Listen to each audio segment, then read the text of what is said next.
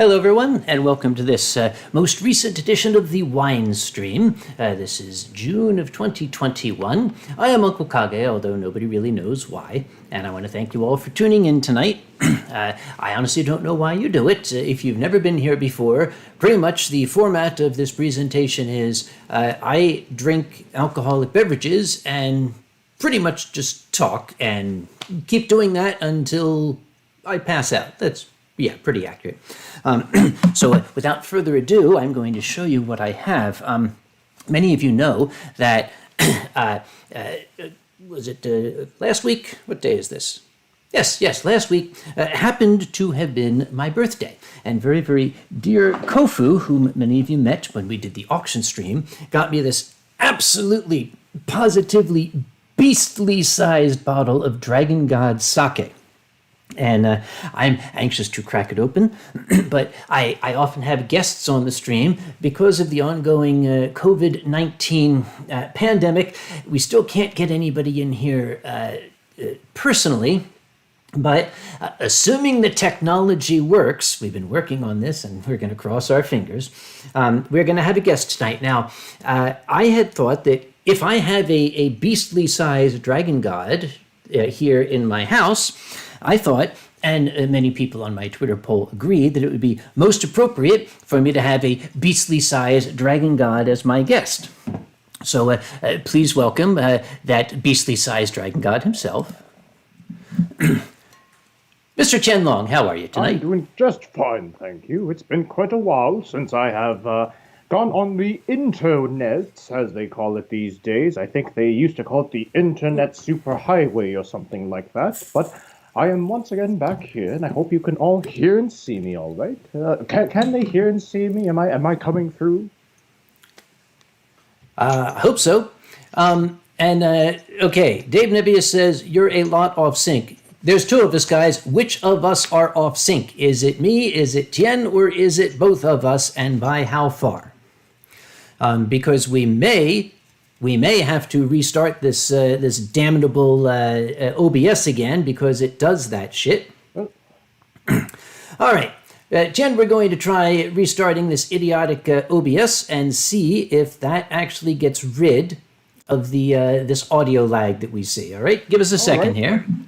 Now, it could just be something we're just going to have to live with, so let's see what happens. Yeah. Let's see. Yes. All right, now this is OBS again, restarted, and well, it's either going to work or it's not going to work. So we shall see. Furry Trainer says much better. That means I can start on this now. Is that right? Okay. People say much better, still off, much better, still off. Which the hell is it, guys? Make up your mind. You know what? I don't care. I'm just going to drink. Jan, do you have anything to drink? I do have something to drink, as a matter of fact.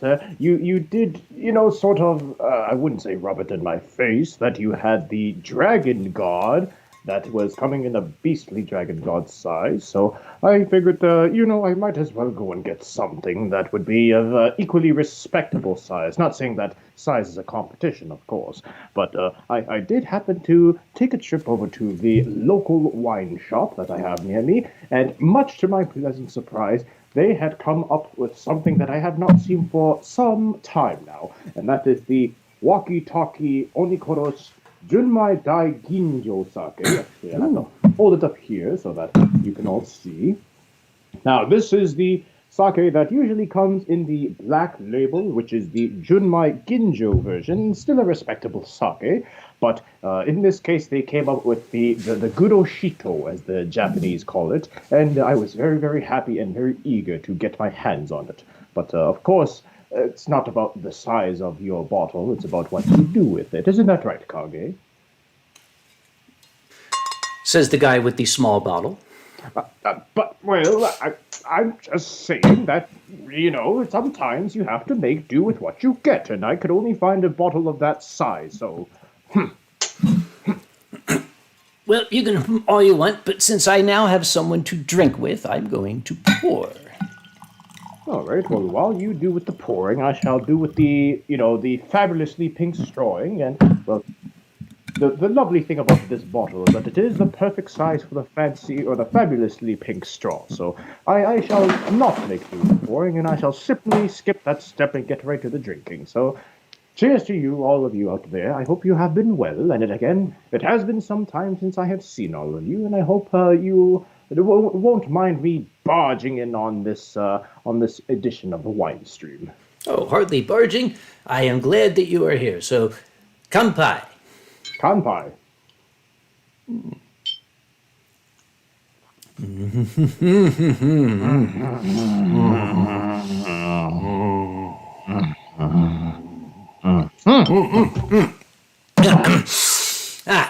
And yes, This rice is barely old enough to even be called rice. This is how old is this bottle? This bottle is 4 months old. Good goodness. Oh, well, goodness. That just sent an electrifying shock through my spine, which for old dragons such as us is essentially what we need to kickstart our day. But my goodness, a 4-month-old Chunmai Daiginjo. Oh, yeah, good Oshido. this one is only a Ginjo, and it is not a new bottle. Again, with the shall we say, markets having been somewhat slow with the whole pandemic and everything, they still have a lot of the old stock. This bottle is about 16 months old. I've always maintained that sake will last up to about 18 months, but this one seems to have held together quite admirably. Are you saying that, old dragon gods, when you bottle them up, are preserved better and are held together better? No, what I'm saying is old dragon gods tend to get sour the older they get. Well, I wouldn't know anything about that. Of course not. So, we are very much hoping, and I think I speak for Tianlong as well as myself, that everybody is healthy and on their way to recovery. We do see some light at the end of the tunnel. Mm-hmm. That light is unfortunately still a little bit of a dim flicker, simply because of a condition that is suffered alongside of COVID. One might call it a side effect of COVID. That a number of my countrymen seem to be afflicted with, and that is idiocy. I've heard of that one before. Quite contagious, that is. It is. It's extremely contagious. It's also very, very dangerous. It can be deadly. Well, symptoms do, of course, include babbling on about things that, simply do not make sense or not grounded in fact, and, outright refusing to do, good things for the common good. So if you experience one of those two symptoms, please contact your local common sense person and get them to smack you a little bit until you have some idiocy beaten out of you. Yep. Another symptom is an overwhelming tendency to say things like, hold my beer and watch this. Well, not to say I haven't ever said that before, but those were in much, much younger days. But, well, we were all idiots at one point or another. Speak for yourself. But yes, I do share that sentiment that the light at the end of the tunnel is, if not a small speckle of a light, it's a light nonetheless. Although the light, when I tried to approach it, it actually turned out to be this giant floodlight that was shining into my eyes when I had been, forcibly held down and was snarling at a bunch of these, tiny human, workers who were trying to make sure I held still, while, about a dozen of them were carrying this giant, pokey, stabby-looking thing, filled with this mysterious liquid that they said would help prevent the COVIDs, as they said. And, I was all huff and gruff, and I tried to, wriggle myself out of it. I tried to, berate them out of it. But ultimately, my poor left arm was stabbed, and they said that I would feel a little bit woozy, and then after I felt a little woozy, I would be all good and cured from the COVID. So apparently that's how it works, and those were the instructions of people that are far more intelligent than I am. But, well, I guess I shall do it because, as I mentioned, it is for the greater good. Indeed. Viper Mara, by the way, is asking, how's Grandma Kage? You can ask her yourself. As far as I know, she is in channel. And Undertaker felt very, very bad for you as you were describing that story and says, and I quote, "Aw, Grumpy Kitty needs a belly rub." We haven't reached that level of drunkenness yet. The belly rubs will come later. But they will. For now, I need to keep some semblance of my dignity. Thank you very much. Oh, speaking of pokey things and medical professionals, Dr. Jenner has joined us all the way from Melbourne, Australia. How do you do, my dear friend? Good doc. I hope you and of course everyone in Down Under, as they say, are doing well, Dr. Jenner. Thank you for stopping on in. Yeah. Now, Jenner, incidentally, he's the guy that screwed up my long-standing gag that I had with my old doctor, Dr. K, over who had more letters. I used to figure since I had a PhD, I was 50% more doctor than Dr. K, who just had an MD. Then Jenner comes along with his card with his 28 letters after his name. His business card actually has like a little slide-out edition to fit all the damn letters on it. It's true. Mostly. Well, I don't doubt it. After all, when you're living in a place such as Australia, knowing that quite literally everything in Australia is trying to kill you at some point, as a doctor, you probably need to be a little more well-equipped than your average doctor in America. Yep. And incidentally, if folks still do not quite know who Dr. Jenner is, he is the creator. Not only is he a very, very well-known and respected physician down in Melbourne, but he is the creator of a delightful webcomic called Doc Rat. You can find it at www.docrat.com.au because it's in Australia. .au, AU at the end. Yes, not the AWW, which is, what all the youngsters say whenever they see me getting belly rubs. Oh, Captain Werewolf Guy is asking how I am. As far as I know, I'm still here. Have you noticed this too, Tien? It's a funny thing. People say to me, how are you? Well, the only real answer I can give them is, okay, I'm not sick and I'm employed. Mm-hmm. I guess that's good because the last year has just been sort of like being in a glass bottle, a real big glass bottle full of sake. Yeah, like a dragon god being stuffed in a glass bottle and exactly. Now being consumed by, just frumpy old men. Oh, Official Deerfire has a furry boyfriend from Tasmania. Okay, does he spin around real fast and say, whack, all the time? Oh, gosh darn it, you took my cue. I was going to say, is he a bit of a devil? Sorry, buddy. But yes, I do agree with what you just mentioned. It does feel like, our well-being, standards have gone from, oh, how are you doing? Oh, I'm doing this, I'm doing that, I'm doing all of these things to simply, yes, I am still alive. That is essentially how our entire, standard has changed compared to simply a year and a half ago. But I would like to say that, as we already mentioned, there is a light at the end of the tunnel. And hopefully when we ask our fellow countrymen, when we ask our fellow community members, how are you in the future, we can hopefully see some more hope in the faces of those that may have been affected a little bit more than others from this, from the times that we are in. Yeah. Interestingly enough, I don't know if you can see the channel here, Tian. Nick O.D., I suspect you got auto-corrected. I think you meant to say that the vaccine prevents the worst of the virus symptoms, not pervert the symptoms. It makes me wonder why your phone auto-corrects like that, but hey, who am I to judge? You might want to check if your phone has a symptom of the horniness. Horny jail for the phone.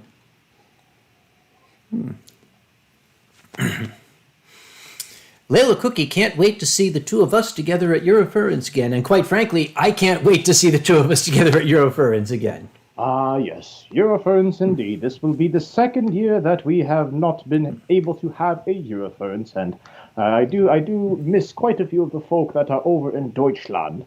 And I do look forward to, as you say, letting them buy me a drink at the bar next time I am there. Exactly. Captain Werewolf is asking me if I think Tien would be able to see the great dragon spirit. Well, Captain Werewolf, he's right there. Ask him yourself. Tien, would you be able to see the great dragon spirit? Well, which great dragon spirit are you talking about, Werewolf? We've got plenty up in the skies. For example, we've got, the dragon spirit of the east and the dragon spirit of the west. We have, dragon spirits for, different types of seasons. We have different types of dragons for different types of alcohol, such as the one that Kage has with him. In fact, I think Kage is getting a little bit too much of the dragon spirit inside that dragon god, and before you know it, we might see Kage himself becoming all old and long-like. Actually, I think he's got that first part covered, so perhaps the long-like part. Well, it is true. The Chinese, trust me, they've got a dragon spirit for everything. They got a dragon spirit for the seasons, a dragon spirit for the elements. They even have, a dragon spirit for other dragon spirits. The only thing they do not have is a dragon spirit for premature ejaculation. But I hear that's coming soon. That's what the internet is for, Kage. Yeah, that's a Mel Brooks line, by the way. I can't take credit. The Chinese folk did not have to come up with the dragon spirits for premature ejaculation. That was what the internet did. And I'm sure you can find quite a bit of that, but I won't tell you where. Now, if people had no idea where that line was from, you are missing out. You definitely need to see more Mel Brooks. History of the World, Part 1. Speaking of dragon spirits, I'm sure that you've probably had a few people come to you with this as well. I know for certain they have been pestering me about it for the past 24 hours, but have you been able to see that most latest dragon spirit on the big screen, aka Netflix? Actually, I have not seen it myself. I do have a plan. Tomorrow morning, I was going to call up that friend of yours, Ronnie, and see if maybe we could do like a hangover cure watching of Dragon Spirit.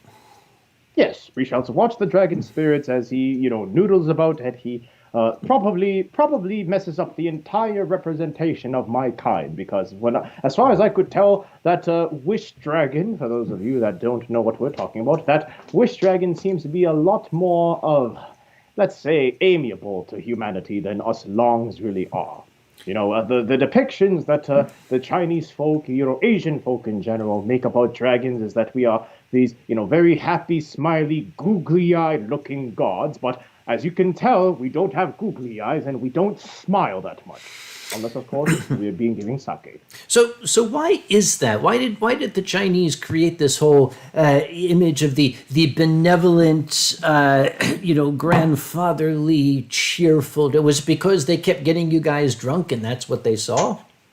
Yes, pretty much. At every moon festival, every Chinese New Year, they would invite us down from the heavens to their big shindig they would have, all the oons. They would have the DJs. They would have, the room parties that, you would want to go and find, but you end up wandering the hotel for, 5 hours. And then all of a sudden you would, stumble upon, another room party that you didn't intend to go to. And they would give you a glass full of some undisclosed liquid. And before you knew it, you had googly eyes all over you.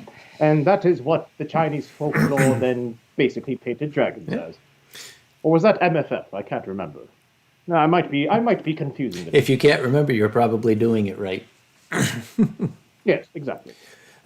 Captain Werewolf says that in Captain Werewolf's own visions, having met a void spirit that's black and light blue dragon that's named the Great Dragon Spirit, who speaks an ancient dragon language. So he comes up to you and rumbles in that deep voice, oh hi, hamsap lo. Or rather, oh hi, hamsap long. Even if I'm not there are things that I can still wreak upon your head for such indecencies. Strangely enough, just putting it out there. The weather is a little threatening outside. Yes, anytime that you see, a very, very angry storm cloud moving at high, rates of speed across the sky, you could probably safely assume that I am making my way over to Kage's or, someone else who has been saying these sorts of things, one too many times, and sometimes they need a little reminder of who's watching over them. Gunsmith Jax, I'm very, very sad that you're feeling bad, but anytime you utter a sentence that ends with, I probably should go to the hospital, You should probably go to the hospital. You shouldn't be sitting here telling me you should probably go to the hospital. You should probably go to the hospital. I don't think I should have to urge you to do that. Besides, you're in one of those civilized countries where it won't cost you $400,000. Ah, that's right. Right. That is correct. I always forget that whenever I hear, some of my American friends say, "Oh, I don't feel so good," and I, respond to them, "Why don't you go to the hospital?" And they then look at me and they sort of flip me off with their, non-hurting middle fingers, and I don't understand why until I realize later that I basically told them to go bankrupt themselves. Yes. There are a number of people are specifically asking you what your opinion of Raya and the Last Dragon is.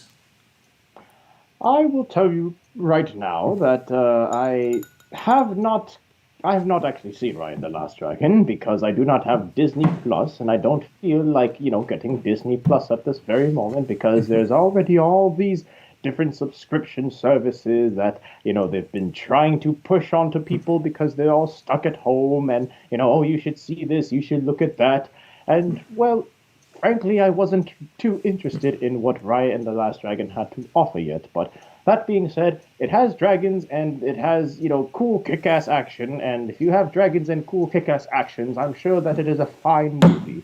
But for me, I shall be more interested in Wish Dragon, simply because, number one, I actually do have Netflix, because, well, even us old dragons that are retired need something to do. And number two, it's got a long in it. Now, I must make the distinction between a dragon and a long. A dragon is this winged beast that, flies around and, goes all hiss and snarl and growl, and you'll usually find them in gladiator-like scenes where they're fighting to the death against, the protagonist or sometimes the antagonist. And a long is simply there to, get all the good luck charms from the humans that he is encountering and essentially eating and drinking all the tributes he can, and occasionally he'll cast a spell or two, which is essentially more my style. By the way, I'm going to put some more text on the screen here. So, are you able to see the chat channel, Tien? Yes, I am. All right. Take over for me while I put a little something on the bottom here.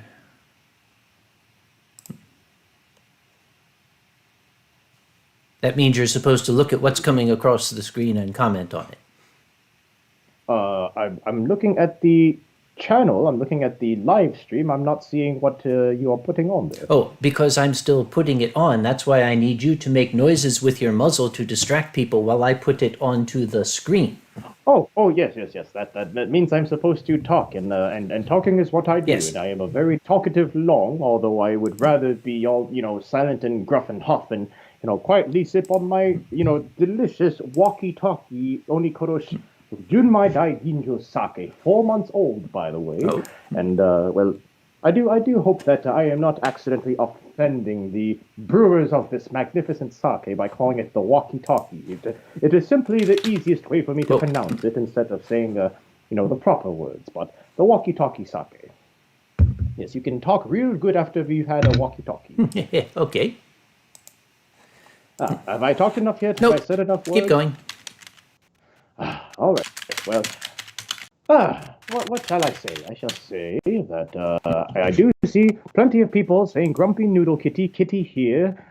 Give the kitty belly rubs, and I'm quickly running out of things to say that won't immediately make my horns turn, absolutely crimson red. Oh wait, they already are. But at the same time, I shall not have this in the channel. I shall not have any more mentions of kitties. I shall not have any more mentions of belly rubs. It is far too early in the day for any of the sort of that nonsense. So I shall tell you all right now that any time I see a kitty, I shall grow irrevocably more angry at all of them. Why? But kitties are cute. I don't appreciate being called a kit. That was not even my title. That was a title that was bestowed upon me by Boozy Badger. Not by Boozy, by one of the badge-ots. As a matter of fact, I can't remember which one it was. I believe it was the youngest one, actually. The youngest badge-ot who did bestow the title of Kitty on me. Which, to this day, I still do not know how they associated myself with being a kitty. I don't look anything like those kittens that they would put in like children's programming or books or whatnot, and yet for some reason, taking one look at my appearance, this Badger thought I would be most appropriately associated to a kitty, and somehow that had became canonical. Yeah, my understanding is that you were on screen at the Badger household, and apparently the Badgeot saw you and just immediately said, Kitty! And Boozy said, no, no, yes, actually, yes, we're going to go with that. Yes, and therefore by proxy I blame Boozy, because even though the Badgeot was the one who identified it, Boozy was the one that made it a thing. Yes. So Boozy, if you're out there, I thank you, and I will wish you loads and loads of dye. And I see cat faces are even being put into the channel now, which is irritating me even more. I should look at the chat. So, what is this, texting, typing thing that you're doing and all the cool kids are up to these days? Are you finished with it Oh yet? no, I'm still working on it. Remember, I am without any Asian tech support right now, so I am. Ah, yes.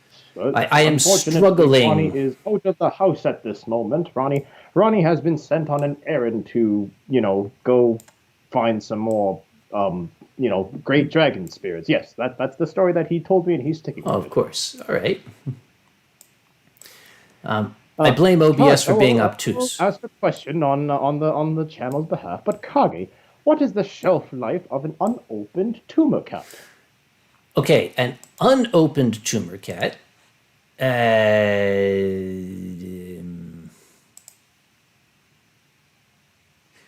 It depends. Yes. Yes. How's that? That sounds good to me. Yes, that does sound very official, and it sounds like what a tumor cat who has not had its head tumor popped open would probably say to you as well. I do not recommend, however, finding any kittens with tumors in their heads and asking them about their shelf life. You might hurt their feelings, but take it from Kage when he very authoritatively says that it depends. There was that one stream that you were doing, Jen, that I had promised you I would attend, but then I suddenly was gone. Do you remember that one? You were going to have a tumor cat. Ah, yes. That was some time ago, wasn't that? It was for Halloween, I believe. I can't remember which year exactly, but when I was doing my Grumpy streams back then, and yes, I decided that it would be a funny gag, in line with Halloween and being all spooky and creepy and whatnot. I thought that it would be funny to have a tumor cat on the screen, and, little did I know that that was unfortunately too close to the chest for some others that were over where you are. Yeah, the problem was I was bringing some friends over, and we were just going to have a fun night watching Tianlong being Tianlong and everything. And when they got here, they told me very, very sadly that they're sorry that they had been late and everything, but they had had a terrible tragedy. They had just had to put down their poor beloved cat who had developed a tumor, and I quickly turned off the stream. I'm like, Yes, and I do recall sending them a message the next morning indicating that I, was of course very sympathetic, and I did not mean to cause any undue, trauma, we'll call it, for having an ill-timed joke. Of course, not one that I would be planning for, nor had the intention of, but just unfortunately the timing was not exactly there. And as both you and I know, Kage, the timing is pretty much 90% of the joke. Absolutely. Let's see. The other 10% we haven't figured out yet, so don't ask us. I am. Tien, can you stroke your whiskers? Well, if you insist. It doesn't quite have the same effect if we're doing it as longs. When we stroke our whiskers, people think that, it's a sign of our regality, or that we are somehow, increasing our thought process, or, being more intelligent when we stroke our whiskers. But really, this is a calming technique for us longs. It calms us, it soothes us, and ultimately it feels really nice. But it feels, of course, far nicer when we have others helping us with it. Kage, of course, knowing much too much about that. I have no idea what you mean. I'm certain that the internet knows what I mean, considering there are plenty of clips and images of what you have done to my noodles. I have the foggiest idea what you're talking about. I am very, very much innocent of these charges. Yes, that is what is known as fake news, is it not? I don't know. Nope, that's a little too small. I'm putting a disclaimer on here for the people who keep pissing and moaning that this is out of sync. Hey, what do you want? You ain't paying for this. The audio is not out of sync. You are drank. Yes. Oh, you're drunk. Yes. You are drunk. Not you are drank. If they were a drank, I would have wondered how they had ended up in a bottle such as that poor dragon god that you have over Which there. reminds me, I think I need to refill my glass. Oh, yes, please. You go ahead. You see, that is the advantage of having mine in a bottle, is that we do not need to have that middleman, that glass that, takes like a 5% cut of the alcohol you pour in it. We just simply go straight to the source. Of course, if we were to go straight to the actual source, we would probably be in a brewery somewhere in Japan with our, on our backs with our maws wide open underneath the tap that the sake would be coming out of. That would actually be something I would not mind doing at the cost of my dignity. Oh dear. Caraway had a horrible fright. A friend quipped that the friend was going into surgery regarding an implant for chemotherapy. And he was terrified. Then he remembered that the friend is a nurse in training.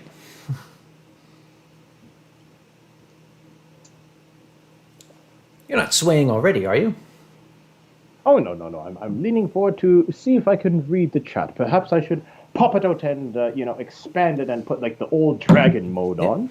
But no, I am not swaying at the moment. I've barely had 2 sips of my drink so far. Oh, I see the great dragon spirit has shown up, indicating that we did hear from that dragon spirit's friend that said dragon spirit can speak an ancient dragon language. Well, I've been taught some things of ancient dragon language myself. I've been taught some very, very key phrases, like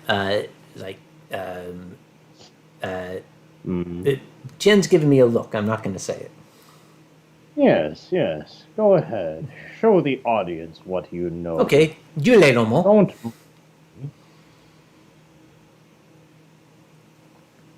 Chachi bai.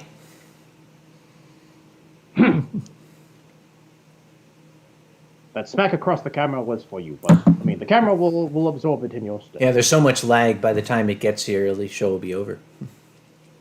Yes, I have smacked you 5 seconds in the past. Dave Nevius sitting outside with my Chromebook because I have to watch the chickens on the smoker. Well, isn't that nice? Chromebook is one of those trigger words for me because yeah, giggle, go ahead, laugh while you can. What? Just yesterday... What are you going to make me do? Update all of them for you? I already did. I had to set up the Russian server farm, which is what we call when we take all 28 of Anthracon's Chromebooks, line them up at the same time on my living room floor, and then just go from one to one updating it.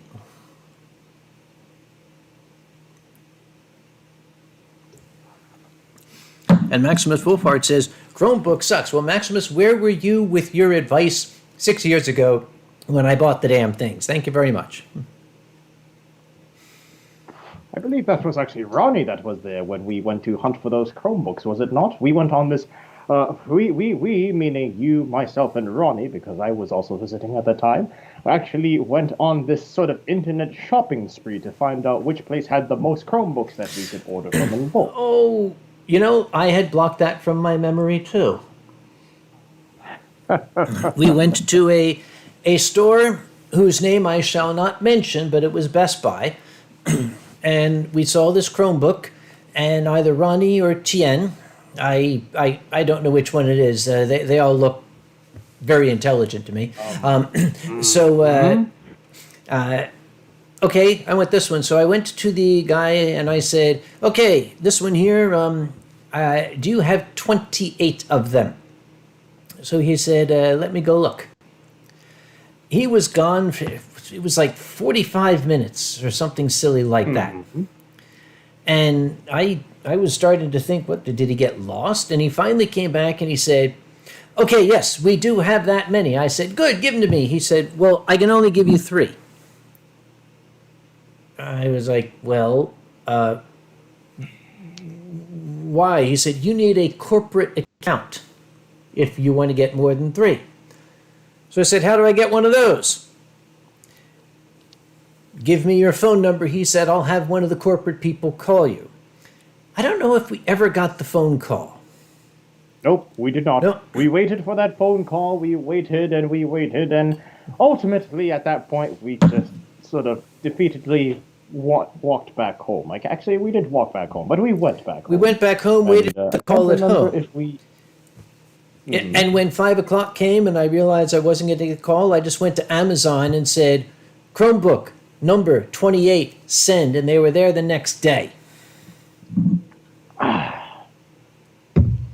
so the moral of the story is Best Buy can suck it. Mio Van Me is asking how much more worse is a virtual Anthrocon than a real life one in terms of administration.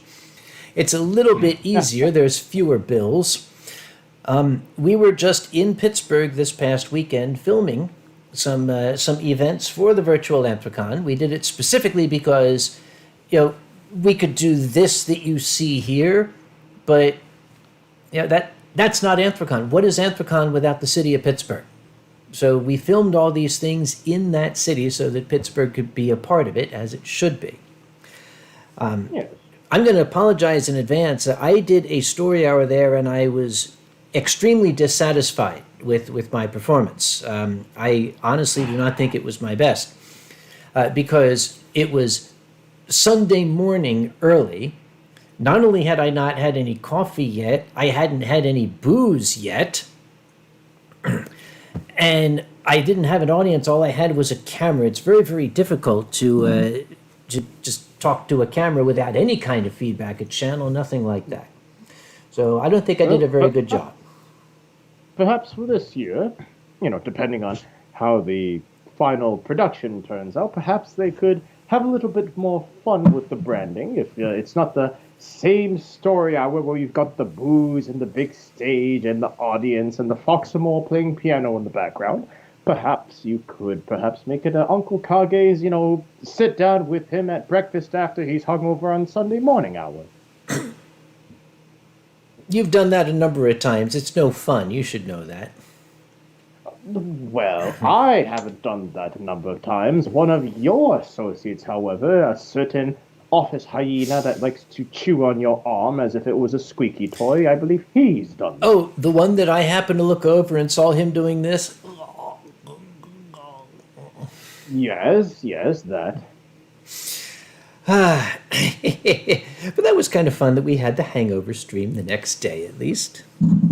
Oh, it was more than fun. I think that just helped add to the, the story behind that office hyena. He had met his, the Mr. Torn of the furry fandom.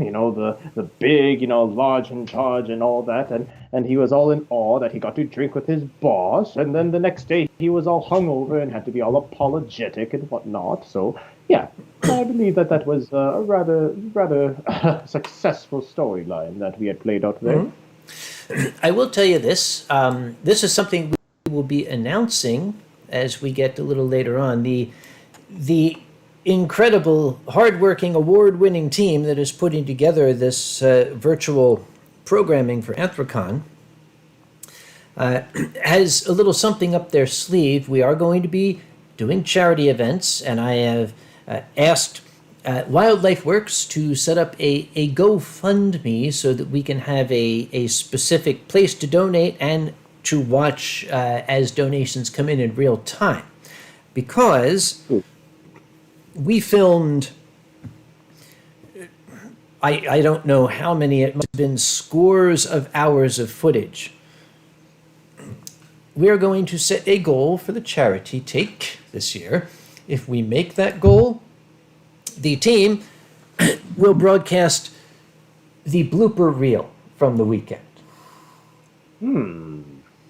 The blooper reel from the weekend, and considering some of the clips that have already surfaced on the Twitters and whatnot, I'm sure that blooper reel is going to be quite something of a ruckus that everyone will want to watch. But I will not allow it to be released if we do not make our charity numbers. Yes, of course. Mio Van Mee would like to know. He would like you to send greetings to that office, Yin. That is. Okay, well, I shall see if I can locate the office, Yin. Unfortunately, on the weekends they're not as active since business hours are from Monday to Friday from 9 a.m. to 5 p.m. But if anything, I shall make sure that they, get that letter on their desk in the morning on Monday. 9 a.m. to 5 p.m.? This is Japan, remember? Oh, yes. Okay. What I meant was from o'clock to, get this work done. Yes, 5 a.m. to 9 p.m. more like. Yes, exactly. Undertaker would like to know, what do you like to eat for breakfast? Well, is that for you or for us? He's asking you specifically. We know what I like for breakfast.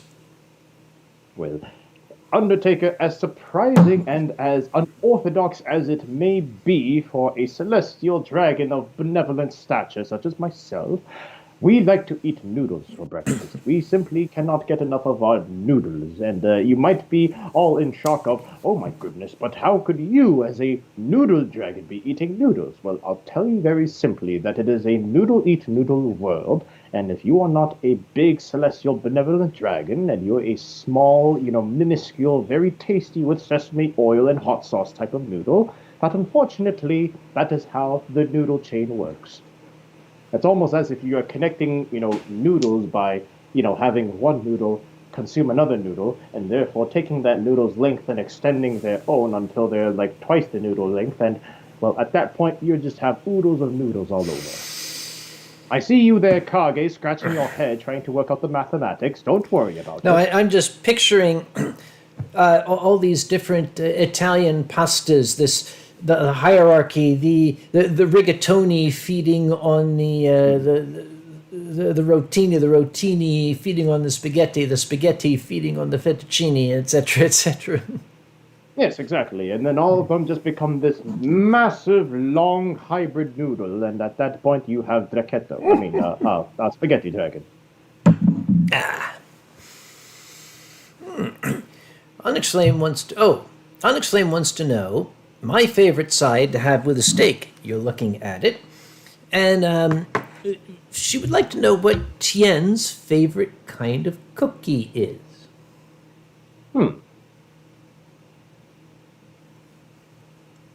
That is actually quite a difficult one for me to answer because, well, cookies are not a natural part of a celestial dragon's diet. After all, cookies being not exactly a benevolent type of cuisine, it's more what we give to the baby longs so that they shut up and they, stop whining for 5 minutes. But if I were to say if I were to have a favorite cookie, I am quite fond of, having a red velvet cookie with white chocolate chips on top. Red velvet being a bit of a sweet tooth's, guilty pleasure because of just how immeasurably sweet a red velvet cookie would be. But if not a red velvet cookie with white chocolate chips, I would settle for a peanut butter cookie as well. Peanut butter is an oddly satisfying taste when you have in a cookie. And she would also like to know, have you ever had, dragon's hair candy, apparently also known as fairy floss. I'll tease you about that later. Yes, I have tried dragon's hair candy, and I can tell you with authority that it is nothing like an actual dragon's hair. Don't ask me how I know. I mean, look at me. I can probably tell you what a dragon taste like. Let's not go deeper into that question, but yes, I can tell you with authority that it is nowhere near the real deal. But it does make for an amusing sight whenever you see, children's getting their, entire nose and maws all tangled up in the dragon floss or the fairy floss, and at that point it just looks silly. But that's pretty much the whole point of the candy. It's not for the eating; it's for the play. Incidentally, I'm going to pause for just a moment because I've been known to forget to do this the more sake I have, and I want to make sure I get this in. This is a Patreon-supported stream. The fact I can do all this cool shit here is because of the money the Patreon patrons give me. I still don't know why they do it, but they're very, very kind. Well, one of the things I do is I read out the names of the Patreon patrons who are so generous for me, those being Zil the Viking, Aranches Volpes, Tom Fox, Furry Trainer, Jackal the Circle, Mama T, Nikolai Tiger, Onyx Flame, Rick Hale, Song, Silent Dawn, Silvergatamon, Tezcat, Magic Jack, Wadius the Dragon, Bentley Shepherd, Blackfoot Ferret, Botuonos, David Hunter, Donker, Prote, Atheist, Gaharia Worgen, McCall, Welcome McCall, McLabin, Martin Spankenberg, McLovin Main, Berlin Scorch, Mutterwolf, Q the Dane, Rusty Rover, Sasha White for some weird guy, The Dragon Show, Ash, Wolf, Velto, Vovaka, and Yakisoba. I've always wanted to do that in one breath. Well, as long as you're doing it in one breath and not doing it, with just, your one giant last breath. But anyhow. What? I lost my train of thought there. I was looking at the sake bottle and I was thinking I want sake, and then suddenly I remembered that I was, talking, and at that point the two things didn't quite meet up. So forget what I said. That happens when you get old. Yes, exactly. Oh, Drax is here. Good evening, Drax. Good to see you.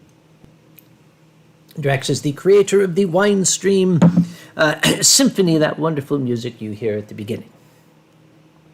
Oh yes, the lovely rendition of the Uncle Kage theme, but done this time DMCA free. Yes. Because apparently some idiot tried to DMCA something that you own. What was the story behind that exactly? I don't think I've ever heard. Drax wrote this lovely symphonic piece for me. My channel, I guess, is targeted by copyright bots to the extent that I can't sing 18th century folk songs without some yin-yang claiming copyright on it and slapping me with a copyright strike. It was only a matter of time before one of the bots said, "Hey, there's music at the beginning of this. That's ours." And okay, the thing is, you can't argue with YouTube. There is no arguing. The person who claims copyright first is the only one they listen to. Drax could say, no, I'm sorry, that's mine. YouTube will say, okay, we'll wait to hear back from the complainant. If the complainant doesn't answer, well, YouTube is, unless the complainant actually releases it, it stays. So I will not speak for Drax. I don't know what he's doing to pursue this. His problem, though, is that he is English and too goddamn polite. He's probably just going to pip, pip, cheerio, Bob's your uncle this, and then, I don't know. Yes, I'm sure as an English dragon, he is very politely snapping their legs in half and, we're serving them tea and a side of dye, which is what I would do if I were an English dragon, but I most certainly am not, so I would skip the tea and I would go directly to the dye part. Mm-hmm. Oh, Alkali is here. Hello, Alkali. Ah, Alkali, how are you doing?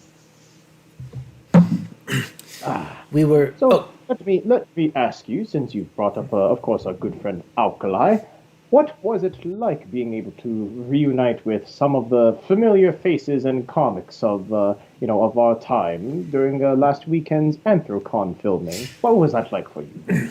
I'll let Alkali, well, he types slow, but I'll answer it while he's typing. It was absolutely spectacular. The weekend, I actually found the weekend stressful and depressing because yet we were performing and we're trying to be, happy and everything. But none of our friends were there other than our fellow performers. Our audience wasn't there. Our furry community was not there, and it wasn't the same. But it was very, very, very grand. to be able to see Alkali and Boozy and QM and Zanny, and the list goes on and on and on. And, I don't know if you heard the story. I will just give a synopsis. It's Boozy's story, so he gets to tell it. You know how I'm always saying, I'm the storyteller because shit happens to me? I think Boozy caught it. Because he and QM were like just out walking on the streets of Pittsburgh. We are going to go get lunch or something. And right in front of Boozy, a guy on a bicycle got smashed by a car making a left turn. Oh, goodness. Threw the guy into the air. He landed very badly injured. Boozy, of course, excellent man. He stood too. He grabbed the guy's head, held it still, which turned out to be a good thing. As I had learned, the gentleman did have a broken neck. So, that's what you do. Just don't let him move till they get there. But my favorite part of the story is when the police arrived and he said, I'm a witness, he gave them his card. And the police looked at it and said, are you sure you don't want to put this in his pocket?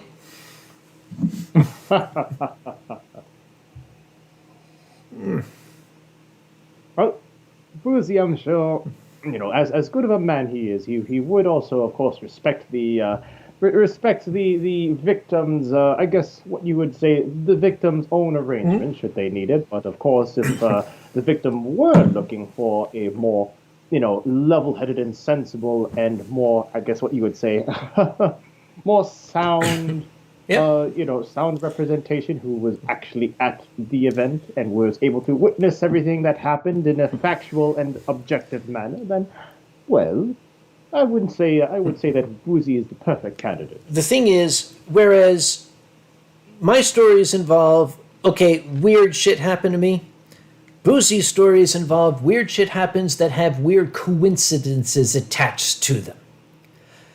Because he heard back from the poor accident victim, who was very grateful and contacted him, and offhandedly mentioned, oh, gee, my dad's a lawyer too. And Boozy said, really? What's his name? And the guy told him his name, and Boozy said, really?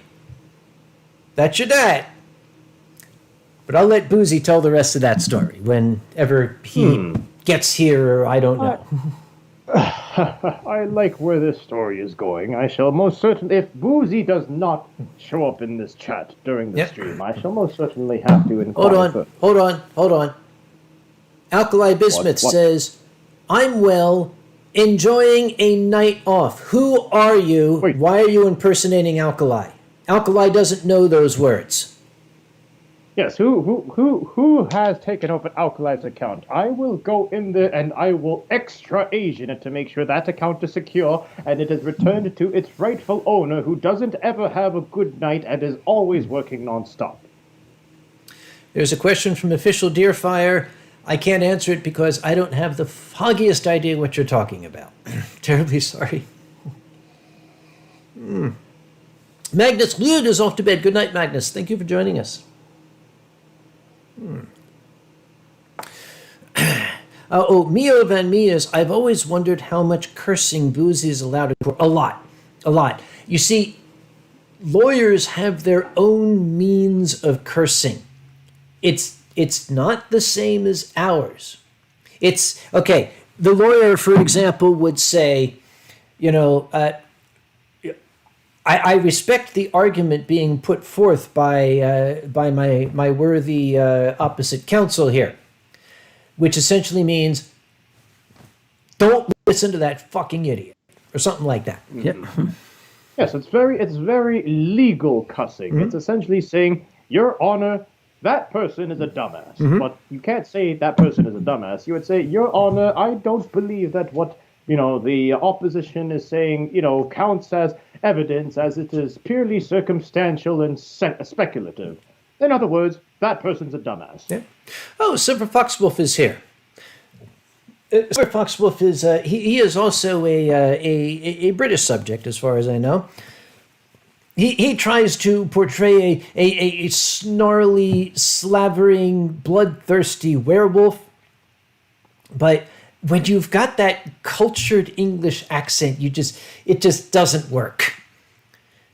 So if I were to come across a, British or English werewolf, let's say, you would probably, find them, not running around naked in the night with like, bloody streaks of their last victim running down their chest and, just mangy, rumpled fur, but you'd probably find them, dressed in like a white tie tailcoat and in all that sort of stuff, and they would look at you and they would give you a very polite snarl and go chip chip perio, and then go back to whatever fancy hoshpots Yes. that they're attending. And if they of course were hunting for flesh, they might say, do beg your pardon, don't mean to interrupt your day. Would you mind terribly if I just had a small nibble of maybe an extremity or something? Don't wish to be a bother. Yes, and they would always, and they would most certainly apologize right before they bite your arm off, and just comment on its exquisite texture and flavor as you lay there screaming and bleeding out. Actually, I like that description of an English werewolf. I shall have to find one at some point and let them know. Well, there's Silver right there. Oh, yes, that's true. That's true. And yes, they're the werewolves you find at Trader Vic's. Those are the werewolves you find at Trader Vic's. I don't believe I've actually ever found a werewolf at Trader Vic's, but if you've got somewhere you are, do let us know. Werewolves of London, the song. Oh. Well, look, you're trying to talk to an old long about like you modern kids and your hippity hoppity songs and your rocking and your rolling and whatnot. I am an old ancient dragon. I listen to songs that were, actually using real instruments at the time and, had some actual thought behind it. You can stick to your rocking and your rolling and your hipping and your hopping. Of course, now the Brits are talking about Essex werewolves. I'm waiting for Drax to give us the Yorkshire werewolf. Then there's your good old fashioned country werewolf. Your wouldn't mind having a bite of that, would he? Behave and sound like. Or the Welsh werewolf. Perhaps we'll have to ask Fox some more if he's familiar with any Scottish werewolves. I would like to hear a Scottish werewolf, just running around cussing everybody out and, just flapping their kilt around at everyone. Well, okay, the Scottish werewolf would be like, which is essentially Glasgow anyway. Yes, that's Glaswegian. Glaswegian werewolves, just having essentially the entire range of tonal voices, and then you've got the Edinburgh ones who are just basically calling you a swear word in every other word they say without actually swearing at you. So you could be a great big bag of carrots, your coffee bean, your rocking stool, you. And Undertaker says, "Hey, don't forget us Canadian werewolves there, eh?" I thought we called those lumberjacks. They are. Yes, exactly. Yep. They basically the full moon rises and they get all hairy and snaggle toothed and muscle bound. In other words, they're just normal. I was going to say, I think at some point the Canadian werewolves just stopped trying to hide. At that point, they just realized that we're Canadian anyways. No one's going to care whether we have snarly teeth or big hairy chests or button plaid shirts wide open, and at that point it just became part of the culture. Yep.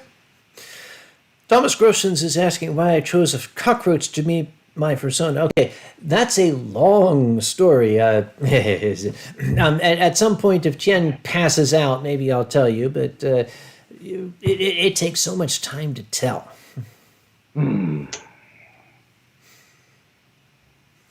Let's see. What else is going on here? We're still talking about werewolves over there. Mr. Evers, of course, knowing what the lumberjack song is. Yes. I'm a lumberjack and I'm okay. I sleep all night and I work There's all my day. copyright strike for this song, this stream. Yep.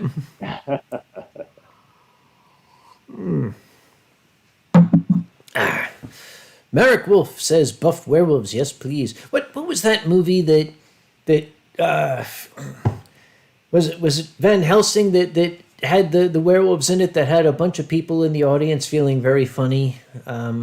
Oh, yes, yes. It was no, not just Van Helsing. It was also Underworld. Yes, The yeah. Underworld second edition, I believe. That might have been Van Helsing. I might be just confusing the two. Yeah. But yes, that very, very famous clip of, it's all rainy and dark and, lightningy, and all of a sudden the werewolf turns around and shows its bare chested. You know that guy's been weightlifting, Yeah. and, weightlifting werewolves, of course, then all of a sudden turn the audience into Yeah. furries. And Dear Scarata says, as another denizen of Yorkshire, I figure a werewolf from here would be complaining about how much they'd have to spend on replacing clothes every month. And then another Yorkshire werewolf would come up and say, clothes? Luxury. I had to wrap myself in newspapers. Well, that is a very valid point. Where if you're a werewolf and you're not able to control your, werewolfness, then at that point you'd best not be wearing your, very expensive suit and your best tie and your finest garments. You might as well just walk around in, sort of like a burlap sack or something like that, and save yourself a little bit more money. Nick's Edge says, Kage, are you going to shave your head? Why would I shave my head? No, I had no intention of You it. look perfectly fine the way you Thank are. you I very don't think much. you should shave anything. No, I don't. And Marduk the Wolf realized to be a furry when I saw SWAT cats at 5. Ah, of course, the SWAT cats. One of the most classic examples of, shows that made youngsters feel funny. I was an adult and it made I'm me sure feel that funny. you actually, Kage, would have a rather fond, relation to SWAT cats. Perhaps people in the chat don't know about that relationship. Actually, maybe they don't. Maybe I should tell them. That's not as long a story as. Let me do this while I do this. I sent a fan mail back in, it was like after in the middle of the first season of SWAT Cats to the brothers Tremblay, who were the makers. I was at the time working for the U.S. Food and Drug Administration down in Arkansas, and I swiped some FDA letterhead and sent it to them. I am a scientist, and I was very pleased with it. Kept it all very professional and all that. And I got a big packet back from Christian Tremblay that had a handwritten letter that essentially said, "Holy shit, an actual scientist likes our cartoon." And they were so pleased by it that they introduced a walk-on character in season 2 in the Mutation City episode, Dr. Conway. So that's my claim to fame, I guess you would say. Wait a minute. Are you telling me that you have your own werewolf form? That's not a werewolf, that's a cat with a K. Okay, werewolf, werecat, same difference, potato, potato. Voiced, by the way, by Jim Cummings. Oh, yes, Jim Cummings, the venerable, the non-incomparable Jim Cummings was able to provide the voice of Dr. Conway, which I'm sure when, you found out later on, and you were all probably as giddy as we all were. Nick's Edge says, I don't mind Arkansas, it's bearable. Well, maybe for some of you it is. I'm sure there are some good things about Arkansas. I just never actually encountered any. Let's see. Those good things seem to have went around you during your time there. Mr. Evers says, I saw a horrible Anthro David Copperfield interpretation as a kid with a cat as David. He's forced to work in a factory and they tear his fancy clothes off. Are you sure this wasn't on Fur Affinity that you saw this? Let's not get the answer to that question, lest there are youngsters in here. But, I'm sure that exists somewhere on the internet. If there are youngsters in here, where the hell are your parents? That's what I want to know. Watching with them, that's the problem. Yeah.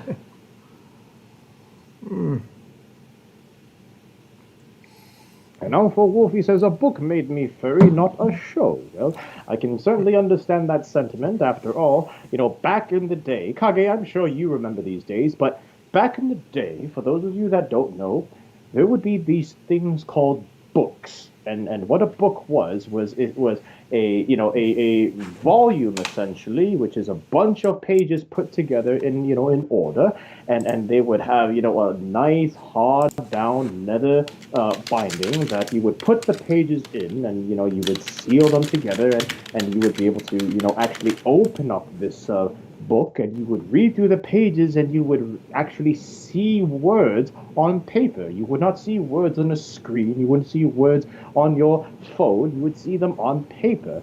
And when you read these words, you would actually be able to imagine what the pictures or the words were telling you.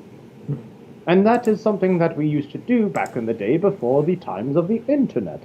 And quite a few furries, including myself, that is how we essentially got our start. Was not because we had seen something, but because we had imagined something. Oh, very. Somebody write that down. That was extremely profound.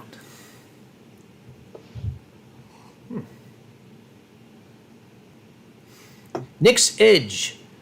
I don't know who you're talking to, Nix. You're not that old. My girlfriend is 28 and I'm 21. Well, I hope you're not talking to Marek the Wolf, who's 31 and feels old. That's totally adorable. Cute, isn't that cute? Seeing all these children complaining, "Oh, I'm 21. I'm old. I have to pay taxes. Oh, I'm 30. I'm old. I have to go and buy a house. I have to be a productive member of society." Oh, Marek, how adorable. The year that you were born, I was defending a PhD thesis. Don't get me old. Back when most of you weren't even conceived, I was already, causing chaos and thunderstorms and hurricanes all over the world. I'm trying to remember. And, of course, the occasional sunny weather, but we only kept that for California because it's always sunny in California. Oh, gosh. I wish I could remember who I can recall. I remember an older person telling a younger one, I can remember when you were just a smile on your father's face and an expectant leer on your mother's. That's a good way to basically get someone to see the perspective of where they are in their lives. Mm-hmm. But one thing that I have noticed recently, just quickly on that note, is I've actually noticed something rather cute with some people that I've seen on Twitter, which is they replace their age with a level. And I actually rather appreciate that because you can, have instead of, being level, age 20 or age 30, you can put yourself as level 20 or level 30. And it gives you a sort of, wisdom and respect that comes with the age rather than gives you all sorts of burdens and troubles. Which in that case, I don't think that I'd be able to assign myself a level because, well, frankly, I don't think the level system of the world would go that high. Oh, interesting. What Somebody just, I saw people, Floofy Fred mentioning whippersnappers, and myself being an academic became suddenly curious as to the origin of the term. So I had to look it up. Well, it's apparently... That is what the information superhighway is not, for, also known as the Yes, internet. not for arguing with people you don't know and looking at pictures of cats. Or pictures of, British werewolves with their shirts off, but Yep, it's an old-fashioned word, been around since the late 1600s, and it was originally a whip snapper, which implied a general sense of lots of noise but very little importance. I like that. No, I can appreciate that. That's actually a rather apt description of what I used to do as grumpy streams. I don't know if you'd feel the same way about wine streams, but a lot of noise with very little importance. That essentially defines streaming as a whole. Basically, yes. That's what I'm doing here. So, in that sense, I guess we could all be whippersnappers one way or the other. Well, this whole thing started, the whole concept of Winestream, because I wanted to drink but didn't have anybody to drink with. So I figured if I plug in a webcam and there's a bunch of people watching me, I'm not alone. So, Yes, exactly.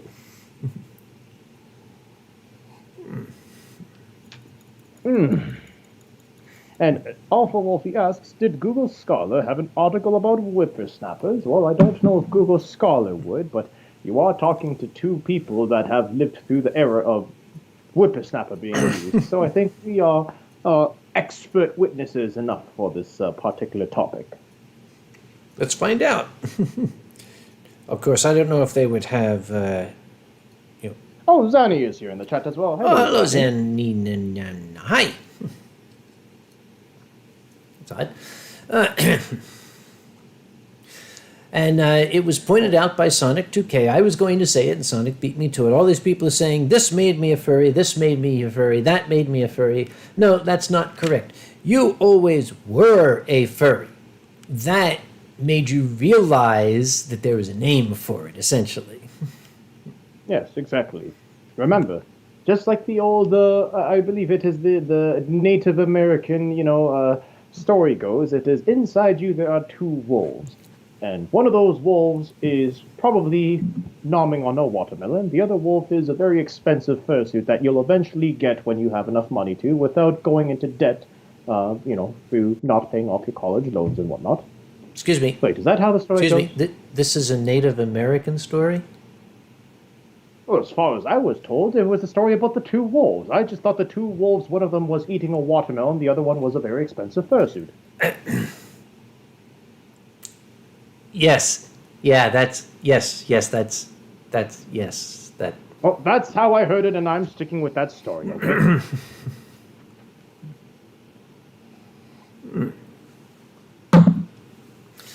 Oh, and Meta the Cat is talking about the phrase whippernoodle. What? What? I'm just reading what's on the screen.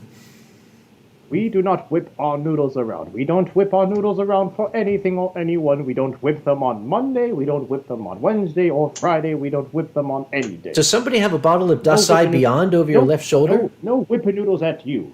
I say no whipper-noodles for you. That's a bottle of Dasai Beyond behind you, isn't it?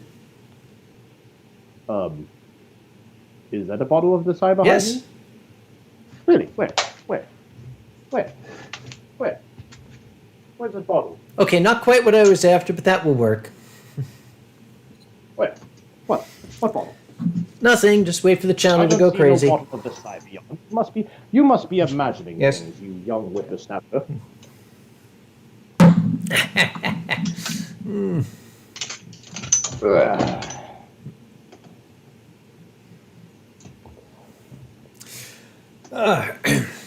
Oh, and now I see the chat saying booty, oh whoa, ooh woo, oh whoa, kitty booty. Yes, that was a bottle of Desai Beyond behind me, was it? Maybe. Don't you growl at me. I'm getting the monocle glare. Monocle glare. Yes, I don't have a monocle with me, but I do have the bottle cap for this walkie-talkie, so I could use that in a pinch.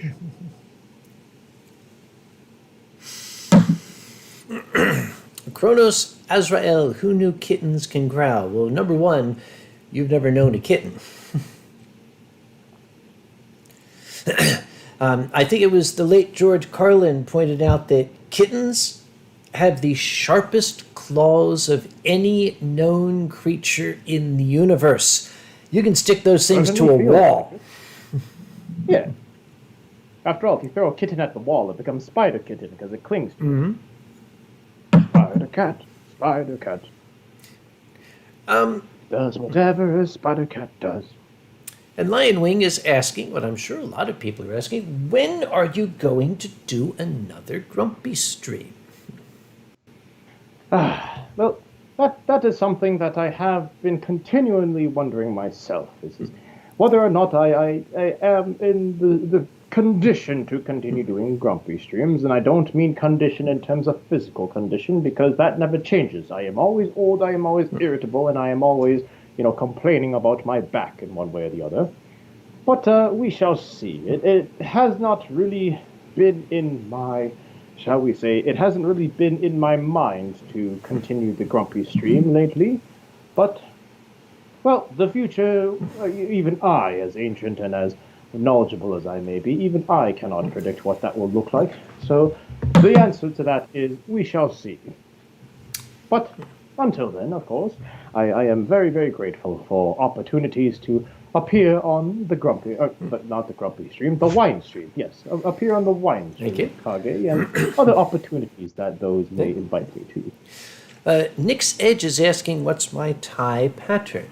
This is my wolves marching in step tie.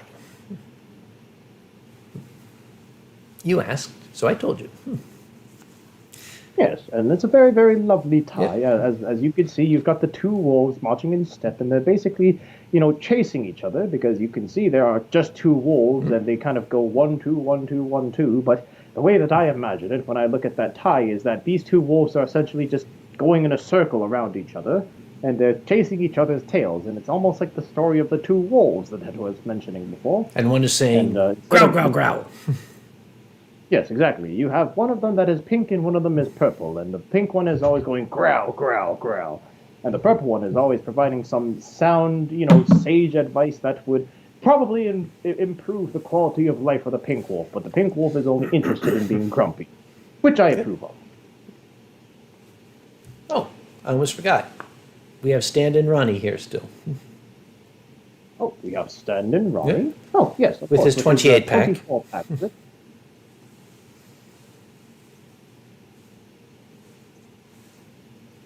What? I saw what you were going to do with Stand-in Ronnie. You're going to squeeze his abs, will you not? Yes.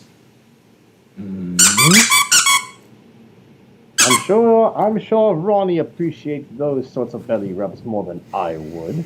Oh, I don't know. You've got that white fluffy tummy. It's just so irresistibly rubbable. Are you saying that you are of the mind that you would want to give me belly rubs as well? I thought you and I were on the same page, being all dignable and dignified and all that. How much sake have you had? Clearly not enough. Kanpai. Kampai.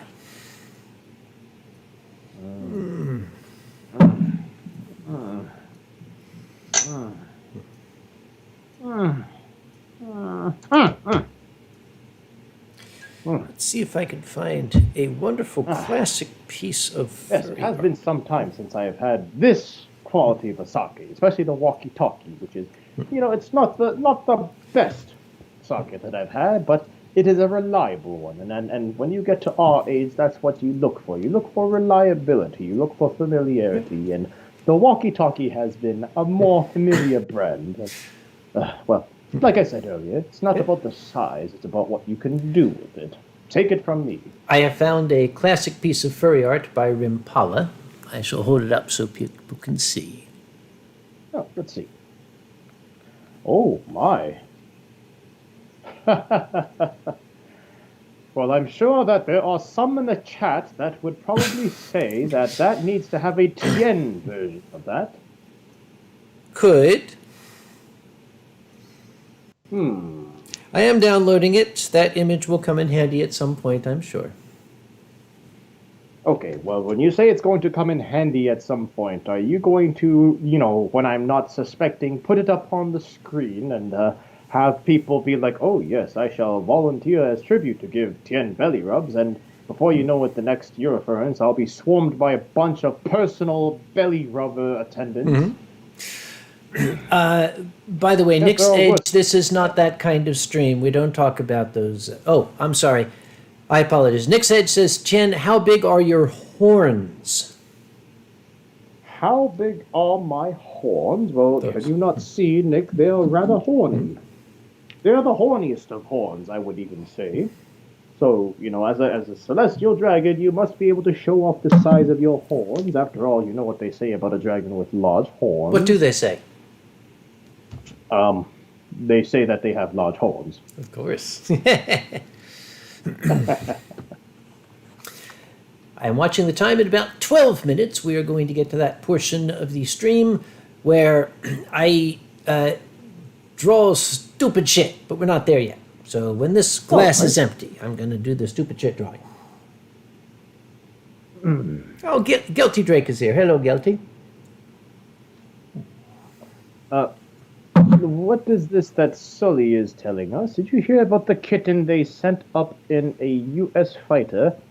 After hitting zero G, it clung to the pilot so tight he couldn't get it to pull off without help from the ground. That's their own damn fault. That was cruel.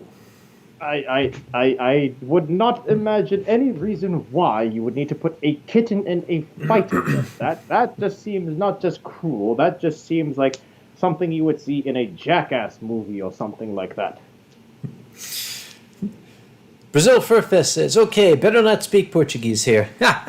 No, sim. Obrigado.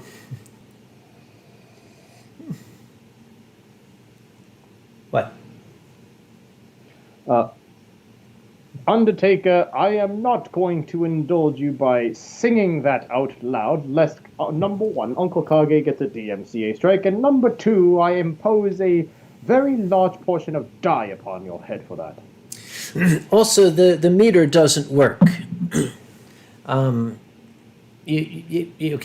Jen Long, it doesn't fit the meter. But you just leave out the long, it works. Jen wants chicken, Jen wants liver, Jen wants... See, that works. We do not need to make this my new theme song. Too late. Thank you very kindly. They say that dragons with large horns can't wear hats. Well, I would beg to differ, because I'll have you know that when I am there with Uncle Kage, back before COVID times, when we would be sitting on that same couch together, drinking his sake, our sake, that we would be, often doing the hat rack competition of who can stack the most hats on their head, and usually I would end up on top as the winner, with the top hat. Because dragons and top hats are a very good combination, I'll have you know. So you wound up on top, did you? That's not how I remember it. I wound up on top of the competition. Wait, no, that doesn't make it any better. Moving right along. You know what they say about dragon with big horns, no hats? Well, again, I beg to differ, Sully. I am clearly a connoisseur of all the fancy hats that one can stack on a dragon.